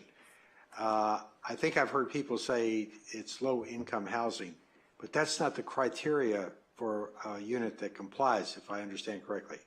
The criteria is the rent paid, not necessarily the income of the applicant. Am I wrong, or which one's correct? No, that is correct. It is based on the rent paid. And Lily correct me if I'm wrong on this, it's based on the rent of the unit. Is that correct? Thank you, Joyce. The affordable housing categories are based on income categories, and the affordable rent is based on the income categories of percentage of the median income. If I could ask for clarification on that, in other words, if the rent being paid is $1,000 a month for a unit, that would qualify as a what? Is that which one of the boxes would we be in compliant with? This is Veronica. If I may just come in and clarify it a little bit more. The income categories is based on the median income survey countywide. So, for example, a low-income household is considered to have 80% of the county median households. But the income limits is also indexed by household size. So a one-person household, the income limits of how much they can make to qualify as a low income would be different than an 8-person household. And an affordable housing cost for rental housing is typically considered at 30% of that household's income. So again, it depends on whether it's like a 2-bedroom. If it's 2-bedroom rented for $1,000, it's suitable for a 5-person household based on HCD standard. Then whether that would be a low income or not. So it's a more complex calculation than a straightforward one. So I just wanted to, but it's all based on county median income, 30% of how much that household can make, and per household size. Okay. Also, I'd like to clarify how many ADUs can be used to satisfy our 79 units. Let's see, I believe that was on one of the slides. I think it was on the slide, but I just want to make sure everybody understands it. It's what, 17? There's a chart. 30? No, keep going up. That's a chart. No, I'm sorry, down. Go. Early in the presentation. Yeah. Okay, click on that chart there. Okay, nope, you were right. I just want to counter back there. people's comments. It says. All right, so that slide, can you put that slide up? Yeah, you can do a bunch of ADUs and be satisfaction. It doesn't work that way. The city is taking credit for 17 potential new ADUs as their lower income and 1 as their moderate. Okay. So that's how much we are forecasting that for ADU units that we can count toward RHNA. Okay, so it's only really 18 units out of 79 can be satisfied. Well, it's 12 also above mod. Okay. So I was focusing on the lower and moderate, but the above moderate is 12, so that would be 40. 29, 30 units. Okay, all right. All right. I think I've got all my questions answered. Really, I've got my statements made for the public record. You want to make a motion, or Steve? Nothing. Just before I came here tonight, I got an email from somebody talking about some builder's remedy process taking place in Malibu. Does anybody know if that? I think we'll defer that to Trevor. What is that about? The city did receive 2 applications for builder remedy projects, but they did not comply with our local coastal program, which is a requirement. So because we don't have a certified housing element, the people can't apply for what's called the builder's remedy without regard to the city zoning code or its general plan, but they still need to comply with our local coastal program. So should I be concerned about this, or it's just? It doesn't affect this. If we do pass a certified housing element, then the builder's remedy is no longer available to anybody. So we can, right now, we can put this on the back shelf someplace. we will prevent anyone from applying for a builder's remedy after that. Got it. Okay. Thank you. All right, I believe somebody wants to make a motion. Bruce, I'm sorry, Bruce. I just have a couple more comments. Okay, go ahead. Okay, just real quick. Doug asked for clarification, just to be for the record, that this is the minimum we need to do to comply with state law. And again, I just want to repeat, this is not the minimum we need to do to comply with state law. It's the minimum we need to do to comply with an agency of the state which claims to be interpreting state law. There also are a lot of things in here that I think are different than we were told even would need to be in here when the proposal to settle was put forward to the City Council in closed session. I can't describe exactly what happened in closed session, but I believe that what we're now being told we must agree to is more than we were told we would be required to agree to. And then the last comment I'll make is that I'm hopeful after this is all over that the city will acquire the property that is set aside for affordable housing, and rather than have a developer come in and develop the majority of that for profit at higher rates and have only whatever minimum percentage is required for affordable housing, we can provide a development that will entirely satisfy our obligation and do it with the city's control in a way in which the city is satisfied with what it looks like and how it's operated. So I'm hopeful that will be something that we can look at down the line, and that will actually help us not only satisfy the obligation of what needs to be on paper, but what actually needs to occur.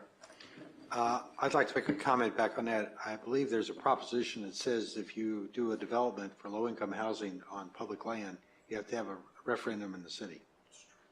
And actually, there's a good argument. There's an argument that this entire law needs a referendum by the city, but the state is. But we're giving up that argument by having settled. The other thing I'd like to mention, and this is a comment I have with the staff when we reviewed this, we're fixated potentially on raw land, empty land. And that's not necessarily the case. I look at downtown Los Angeles where they have repurposed office buildings on Spring Street, for example. And it would be, I think, beneficial if we made sure, and I think I heard that in the zoning that was being used, you can use commercial zoning, office zoning potentially for multifamily. And if so, we already have some of these buildings in place. They may have a better use if they're put to being repurposed for low-income or multifamily. I have seen numbers as large as over 100,000 square feet of vacant retail and an office space already in the city of Malibu. And if that was to be repurposed into something where we don't have to change our land use from open space or residential to repurpose those, you've already got the infrastructure in place, the parking's in place, the traffic is already considered. There's a lot of benefits to that. So let's don't get focused just on whether or not it's a vacant lot. We may be able to find our solutions in already existing properties, and we need to encourage developers to rethink what they're doing with those properties, especially if they can't get them rented in today's economic times. All right. One last question. Yes, go ahead. I apologize. One last question. I know we've got some deadlines in 2025 for some amendments we have to get done. When is the next housing element we've got to be ready to go with? Where are we? I mean, how soon do we have to do this over again? Because I don't want to miss this again. So, Lily, Veronica, do you know when the next RENA starts?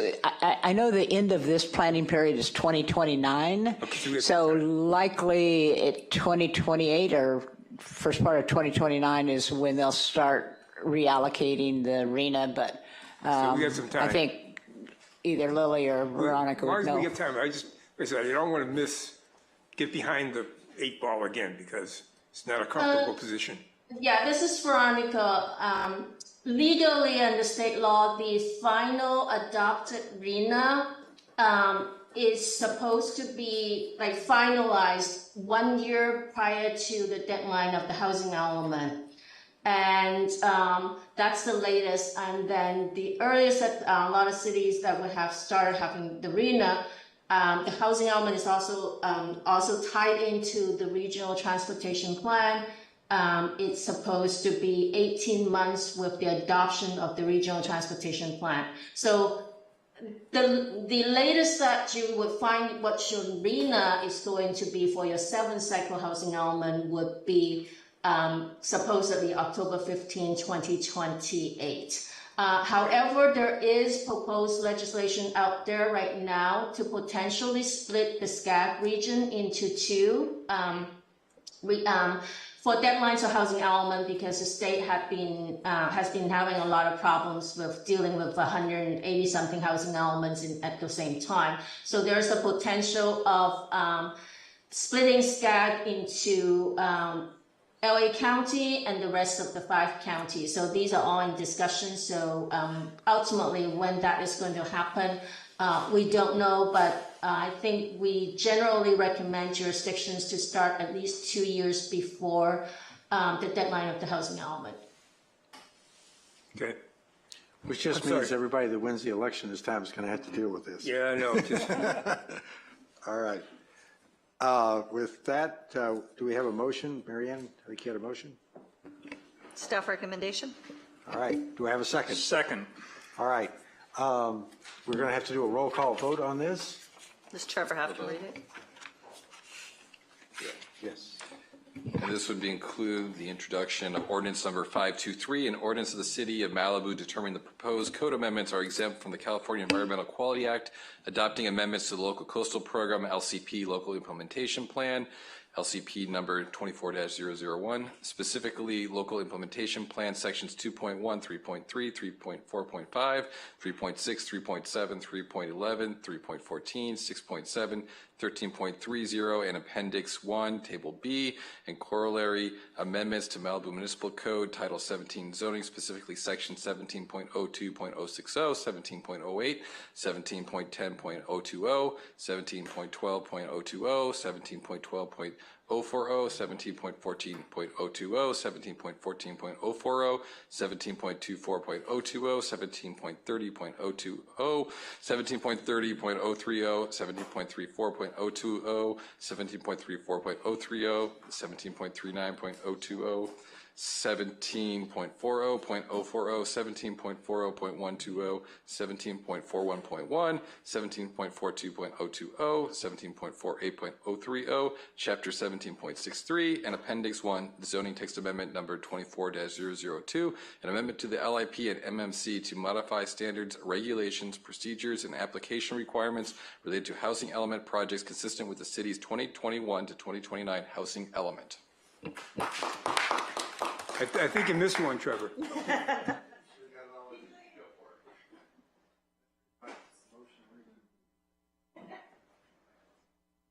And that's a motion only to approve the recommendation, my gosh.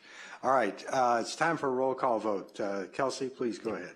Mayor Pro Tem Riggins? Yes. Councilmember Grisanti? Yes. Councilmember Silverstein? Abstain. Councilmember Euring?